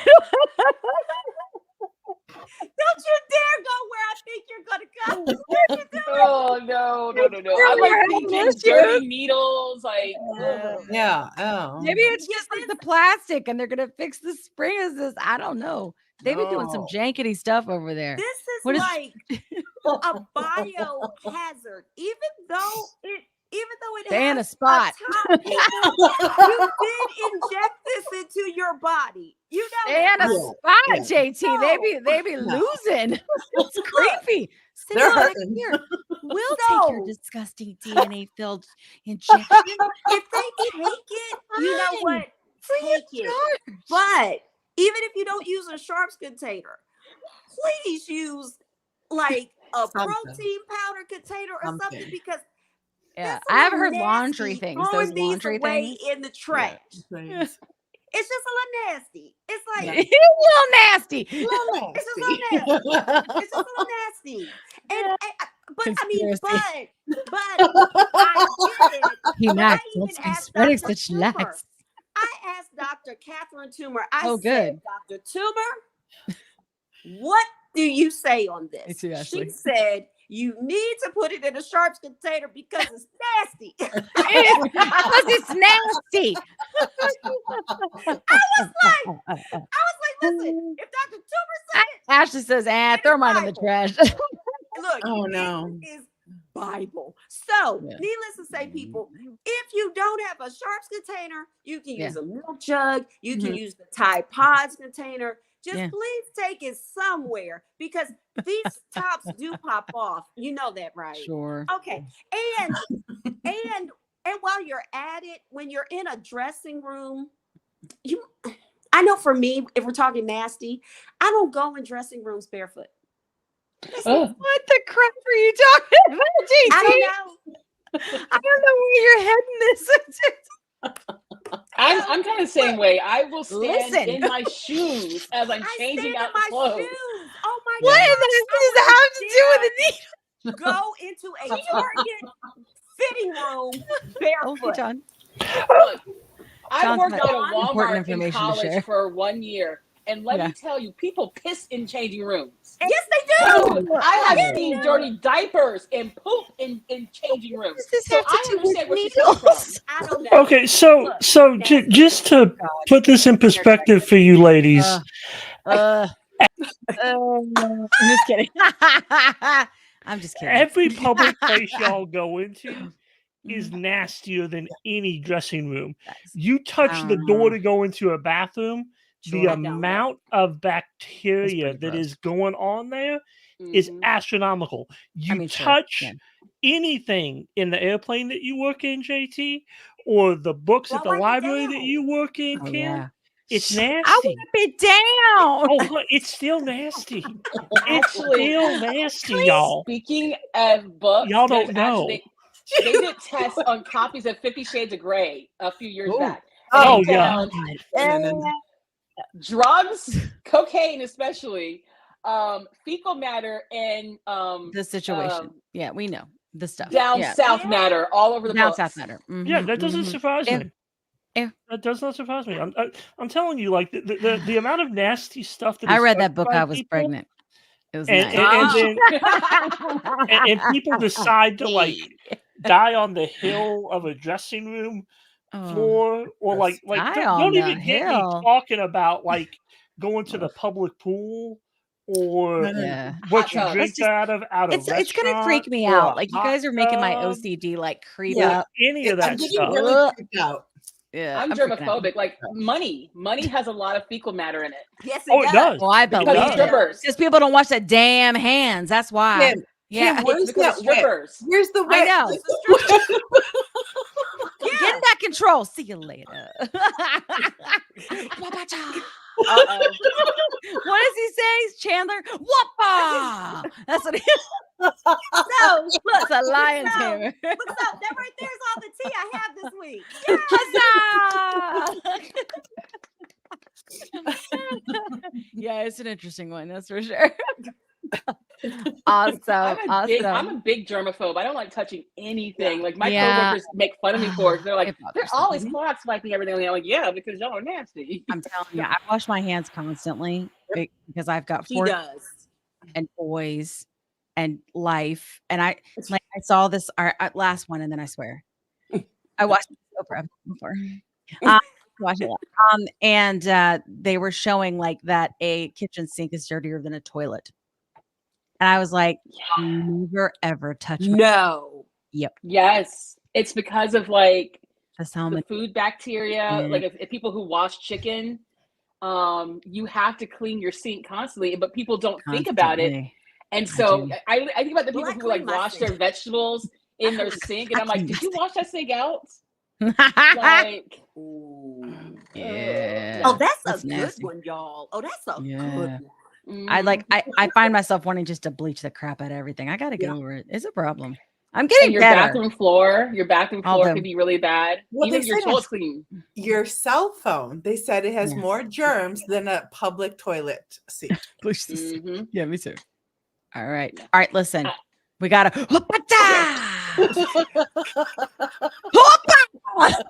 it sounds like I'm Greek. Hoppa. All right, we're back on track. All right, so we gotta sign out. So we're gonna go together because we don't have to like make you go backstage. Did you have a good time, Kim? Yes, I did. Yes. Listen, you're gonna help people. Yes, we had a good time. Well, we hope to have you back again. Where we do these, we're doing them every Friday. We're switching them to Wednesdays though, because apparently people like have lives and they go places on Fridays. I hear. I had fun too. What did he say? He has too much power. I had fun too, Sabrina. I had fun. Get out of here. If you do Wednesdays, that's probably that's like the day I can't do it because I close. Library life. I close Mondays and Wednesday nights. Okay. Yeah. Well, maybe we'll plan ahead or something. Yeah. We'll plan ahead. That's what we'll do. Yeah, because we'll have an update. Because I'm gonna want to know when you get to like 10, and like 12.5. I'm gonna want to know where all that stuff is. I might be hanging out 7.5 for a while if it continues doing for me what it's been doing. Yeah. So I think stay on the dose that works for you as long as it does. I really do. I know other people. Some doctors are like, nope, we're going as high as we can. Yeah. And then other doctors are like, oh yeah, But I got a minute at this. Do you know what I'm saying? Like I got at least another year at this. So because of that, like I'm just gonna hang as long as I can. And now that I'm at 12.5, it makes me nervous. But I mean, it's been a few months now, and I'm okay. I need to eat more. You want to go to 5. I never want to go to 5. Never. I never. I took my first 10 milligram shot this week, and congratulations!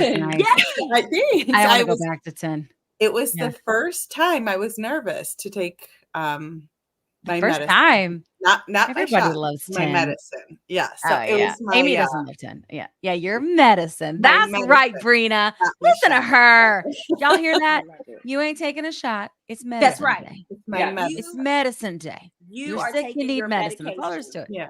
Yes. But it was good. It was good. I had a little bit of skin sensitivity and fatigue. Man, I'm tired, but it'll get better. Listen, I'm good. B12. Although I gotta tell you, I do the B12 injections.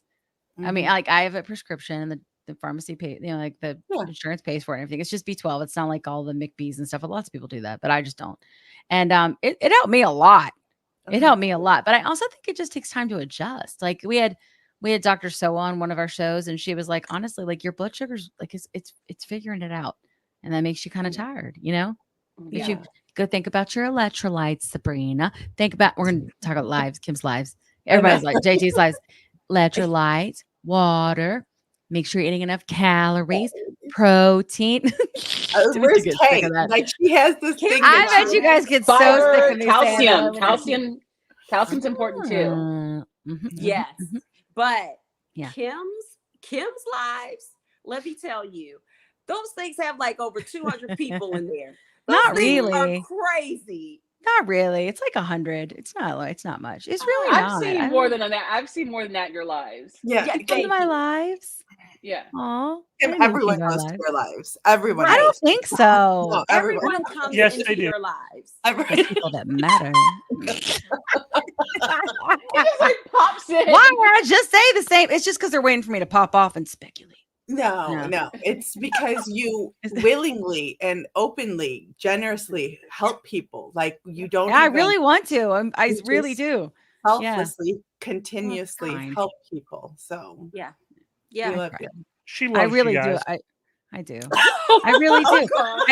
It's very hard to like see people suffer and hear. And like a lot of times it's hard to get off the lives, right? Because someone comes on, it never fails right at the end, or someone will come on and be just like desperate or like clueless, like desperate. Oh my God. Or like, I don't know what to do. Or if for whatever thing, right?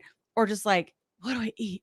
Like, or I can't eat anything. I'm freaking, and like, you can't just leave. You gotta help because where else are they gonna go next? Like it's, so it's hard. It's hard to find like the time to close it up. I'm getting better. I feel When like I I'm want to getting go to better. bed, that's the time. Yeah, to that's close when it John up. says it. John is like, listen, you have to. I will say, Mr. DMF is for sure helps me with boundaries because with the podcast, with me loving TikTok in our community and being a part of it as a member, right? And then with my regular job, my family, all the things, like he's like, you have to have boundaries. And like, so it's better. So he kind of reels me in. He's like, it's time. And so it's been better lately. I do want to, but he's right. Your lives are popular. Your lives are popular because one, it's a judgment-free zone. Right. You're very sweet, and you're. It's a lot of positive vibes. You have some people that are in the community. I've gone into their lives, and I'm like, damn, how do you have a following that you have? You're mean. And then I go into your live or Janine's live, and it's nothing but positivity, and it's nothing but let's help people. Let's all be together, and we're on this journey together. We're not sitting here pitting each other against each other. We are kind of sisters and brothers and everything in between throughout this weight loss journey on this medication. What's up, Ty? What's your question? That's Tay. Tay. Sorry, Tay. Hey, Tay. Hey, Tay. What's your question for hubby? Yeah, right. but she's genuinely a really caring person, though. Kim. She is. Like my wife, like she really does love the community. Like helping you guys out, being a part of it, like it means everything to her. I haven't seen her as happy as she's been in the last 12 months in at least the last 10 years since our son was born, really, because she has something that she wants and she feels like she's helping you guys and she feels a little motherly, like she's taking care of you. And those are things that she wants. Those are things that she loves. And as much as I'm a selfish person. So as much as I love the fact that she does that and that she loves y'all like she loves y'all, I need y'all to remember that that's mine. Jelly. And I need what's mine. No more. You have to share her with us. He really I is like sharing. He doesn't. He has taken quite the side seat. It's been very difficult for me, especially with my autism. Yes. Like the change in my schedule, the hecticness of all of it. It's been difficult, but the boundaries are good for all of us. Yeah, but I love seeing her happy, and like I don't want any of y'all to ever feel guilty about like that part. I'm just picking to pick because it's what I do. But I love how much she loves y'all. It's awesome. I do. It's cool to I watch. really do. It really is. But where's my question from Tay? Like she asked for a question for hubby and never said. So with that, Tay's probably fending off people in the TikTok line. Probably no doubt. Like I was saying, like that's why I started following JT. That's why I started looking at the plus size podcast and stuff because I loved the vibe, the positivity. It wasn't. I don't feel like I'm on a diet. There's no diet culture BS. It's all about again helping each other out and that we're all in the same boat. And I just love that. Oh, I'm so glad. And I'm so glad you came and were able to be a part of it today and share your story. And I just, you were vulnerable and it's very special. It really does help people here. We we really focus on, a lot of learning here, and listening and growing. And, I think that's really important is like the healing piece of this. It is we hate to say journey, but it's a journey. As JT would say, it's a marathon and not a sprint. Not a sprint. Nope. Nothing's going to happen overnight. It's going to take time. Yes. I think learning to give ourselves grace and give each other grace it's a big lesson. It's really a very beautiful experience. It really, really is. And I just hope we can find more and more people that get access to this medication. Got JT. She's hard. It's very hard to get JT and the weepies, Yeah, although when I told JT that we booked Dr. Rachel from the Oprah episode, she's like, I know she was getting excited. Don't laugh at me, John Carlos. It was a good surprise. I know. You just made my whole All she needs, if I were to get Dr. Let it out. She would have a friggin' heart. We're working on Dr. Fatima next. I got a strategy. Oh, wow. Got a strategy. Can I just tell you, Kim loves to surprise people. I do. Because, it's so fun. Because when we got Rosie, I was at work and on the bus. You were on the employee bus. And I answered the phone and I'm like, what?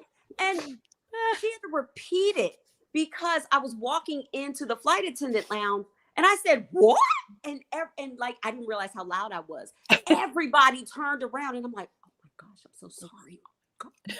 But I couldn't believe what she was saying. And, and the fact that Kim has been on almost every GLP-1 medication, she has such knowledge that many of us don't have. So her lives are up here, and I'm one of her mods, and I don't even mind because she needs it because there is no way y'all gotta protect and y'all protect me. You know what I mean?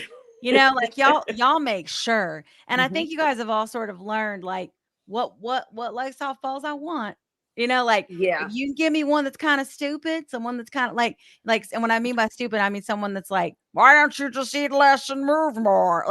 Bring it on. Let's do it. Let's have that conversation. But then they put it up, they let me respond, and then they ban them because they know it's gonna end up something else. But they know that I want them because what I've learned, and believe it or not, I learned this from Mr. Bear Carlos over there.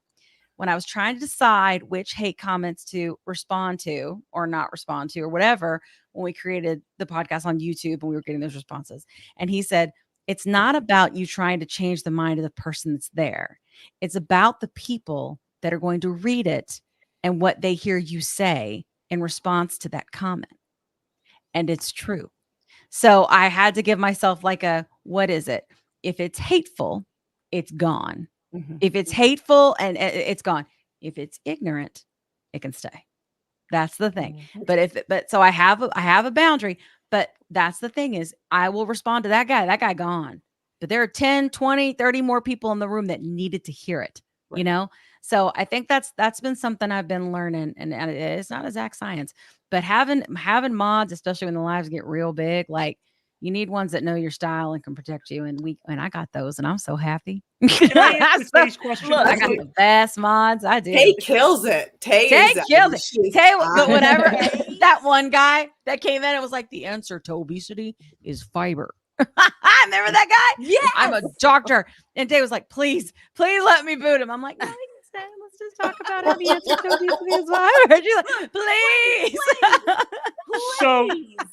So Tay, to answer your question, I have not noticed a change to overstimulation because stimuli is the exact same for me that it used to be, but I have less anxiety overall due to the GLP-1 medication, and I have less impulsivity in general.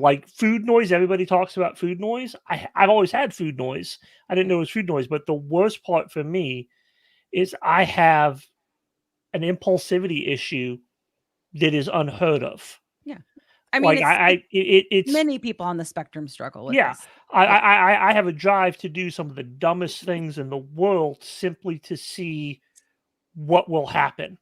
I will make a comment to somebody. I will do something. I will push a button simply to see the reaction. Yeah, it's very impulsive. With no care whatsoever. But with this type of medication, I have less of a drive to do that.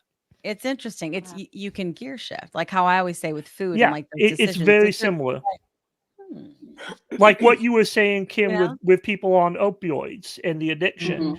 It's a very similar thing as far as the impulsivity goes. For me, at least, I can't speak for everybody on the spectrum because we all are different, but it's very similar for me. It's almost, I have the same drive, almost an impulsivity of somebody who needs to take a drug. The only difference is I'm getting it naturally from the reaction that I get from everybody because I do something that shocks them. Sure. It's like how I used to be with French fries. Like I'd be done, but I would feel I couldn't stop. It was like, I gotta eat that French. And it wouldn't even matter if they were like not tasty anymore.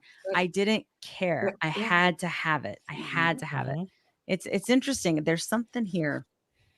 You know, I can't wait to see what the studies on addiction show, because I am so hopeful that there are people that may not struggle with obesity, right? But they can take this medication and be healed. That's all we want, right? People deserve treatment and they deserve to be healed. Of course they do. So I hope that we'll just keep talking about this. We'll see how it goes. You know, it's going good so far. I don't know. I'm liking the results so far for myself. Yeah. Again, it's not like I'm losing like 30 pounds in like a couple of weeks or anything like that, but I'm liking the lifestyle changes. I'm liking seeing mobility coming back. Like that's what I like more than anything. And the motivation and seeing my motivation come back. So far I'm loving it actually. Yeah. And that's great. Well, we're so happy that you came on the show today, and we will stay in touch, and we'll do updates. You know what I mean? Everybody want to have Kim come back? That'd be fun, right? I say we bring her back when she's on 12.5. 12.5. No, God, I won't be on 12.5 for a while, probably. Like, you know, I want to know like the because you and I struggle with similar, right? I want to know the things that we talked about that we have to be careful because of filters. You know what I mean? I'm curious like where your brain's going to be on the other side of it, because I noticed as I continued to titrate up, it got better and better and better. And I'm really curious how it helps with like the other piece of your healing that you're doing with your care team. See, Tay says yes, come back. Oh, Yay! Awesome. Thank you, everybody. We'll go ahead and end because we've been talking for a long time, but isn't this fun? It's easy to talk this long. Yes. That's what we do. We do perspectives and healing. Thanks so much for everybody coming.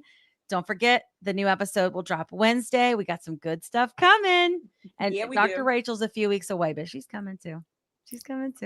That's from the Oprah show. Journey's going to have a heart attack. Love it. I love it. All right. So we can do classic sign-offs. Mine's always going to be basic, which is I try to change it up sometimes. But you do. Oh, I know what I did. I bought a size large shirt. Several. You did not. It's an NSB. I'm wearing a large. Go ahead. Girl. I'm wearing a large. And she looks good in it. Yeah, NSB. I've got an NSB. Love it. I've got an NSB. You got one? What is it, Brina? Yeah. So I was just going through my pictures and I saw one of myself from this past March, and I weighed more, and I typically would have been like immediately felt shame, and like regret and like anger towards myself, and I didn't this time. Yeah. I didn't. So that was a very, very big turning point. That's for me. huge. That is. I feel like that's indicative of. I feel like that's indicative of forgiving yourself. Yeah. Yeah. You know what I mean? Yeah. Because of you guys in the podcast, like you guys are helping heal. You guys we love that you're a part of it. We love it. I know. We love that you're here. Do not make Kim cry, Dana. Oh, Brina Not make kills her me. cry. her cheeks are getting red. She's about to start crying. Look, I know. We know we got some really good NSVs. We got some really good NSVs with you, Kim. Those are some great ones, like the cart and the walking. My gosh, yeah. I do. I remember those moments too, Kim, sort of like in the beginning-ish part of my journey, like several months in, right? But I remember when I was walking to the mailbox and going, damn, I got here fast. Right? Because it's like, I didn't realize that I was like sprinting because I was used to giving that amount of force to my larger body, right? Yeah. But my smaller body was at the mailbox before I knew it. And I wasn't out of breath. I was like, what the hell just happened? Like, those are the coolest moments. They're like, they are what make life worth living, those moments. I have another non-scale victory that Hell happened yeah. last month. So my husband and a friend of ours, we went and saw the last voyage of the Demeter. And we went to one of the local dine-in theaters. I hate this particular theater because their seats are really narrow. And I hadn't been in that theater since before the pandemic, back when I was weighing 426. Sure. I sat in the seat and I was like, wait a minute. And I'm like, I stood up again, sat down again. And I realized I didn't have to wedge myself in the seat. My legs weren't squished together. My hips, I was not uncomfortable. And I left the theater and my husband's like, are you okay? I'm like, I'm fine. He's like, he's like, I know you hate those seats. I'm like, they were fine. He's like, you mean they were fine? I'm like, I was comfortable. Yeah. He looked at me like, who's my, is this my wife? And I was like, yeah. I realized it was because that's non-scale victory of I had lost so much weight between the last time I was at that theater versus now that I'm like, I can fit in the seat. Like, without wedging myself in, I was just like, yes. Hallelujah. GLP-1 evangelist in the house. Hallelujah. That's it. Hallelujah. Love it. That's right. Hallelujah. What about you, JT? Gosh, JT's so close to goal. You still got NSVs going on? Yeah. What are they? My Washington Commanders are coming to Atlanta. Well, they're actually here and they play on Sunday. And I looked at a picture from this time last year because they played here last year. Yeah. And now we're back again. Yeah. Don't ask me how the NFL did that. But I looked at the jersey, the football jersey that I had. I saw Lydia had her team, and I don't even say that name. She ordered a jersey for her team. And we were talking about jerseys. And I looked at a picture from this time last year. And that jersey made me look like a stuffed sausage. When because that's a good one. You got to do a TikTok about that one. And you know what? I think I will. And I tried on that same exact jersey today. It was huge. And it's the female, cut because they're, cut a little smaller. But it literally is just, oh my gosh. Yeah. It's doing that forever. She's been doing drop of the hat speeches with the pointer pen that looks like MJ. She's been doing that forever. They ain't no NSV. That's just JT.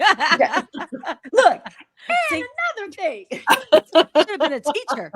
Should have been a teacher. I love it. All right. Well, we're cool then. So we'll sign off. That was a great way. So Pasta, we'll see you next week. If you remember, you get more content and you get it early. You sure do. Do it if you want to. You can help. You can keep this movement going and tell your friends about it. Let's all get better together. You know what I mean? Let's do it. Okay? Yes. We'll see you next Wednesday. See ya. Wednesday, we'll see ya. Wednesday. Right. We started Wednesday. So don't forget. I forget when we're doing it, 7 or 7:30. I don't remember to decide yet. We still really hadn't decided, did we? Yeah. I don't think so. Look. I'll let you know. Rita's like, it's either 7 or 7. I haven't talked to Kitty Cat yet. I got to talk to her first, and then we will go from there. But like 7 or 7:30. Yeah, one of them. Thank you so much for joining tonight. These are our diehard fans here in the lives. We love it, love it. And have a good night. Good night. Night. Bye. All right.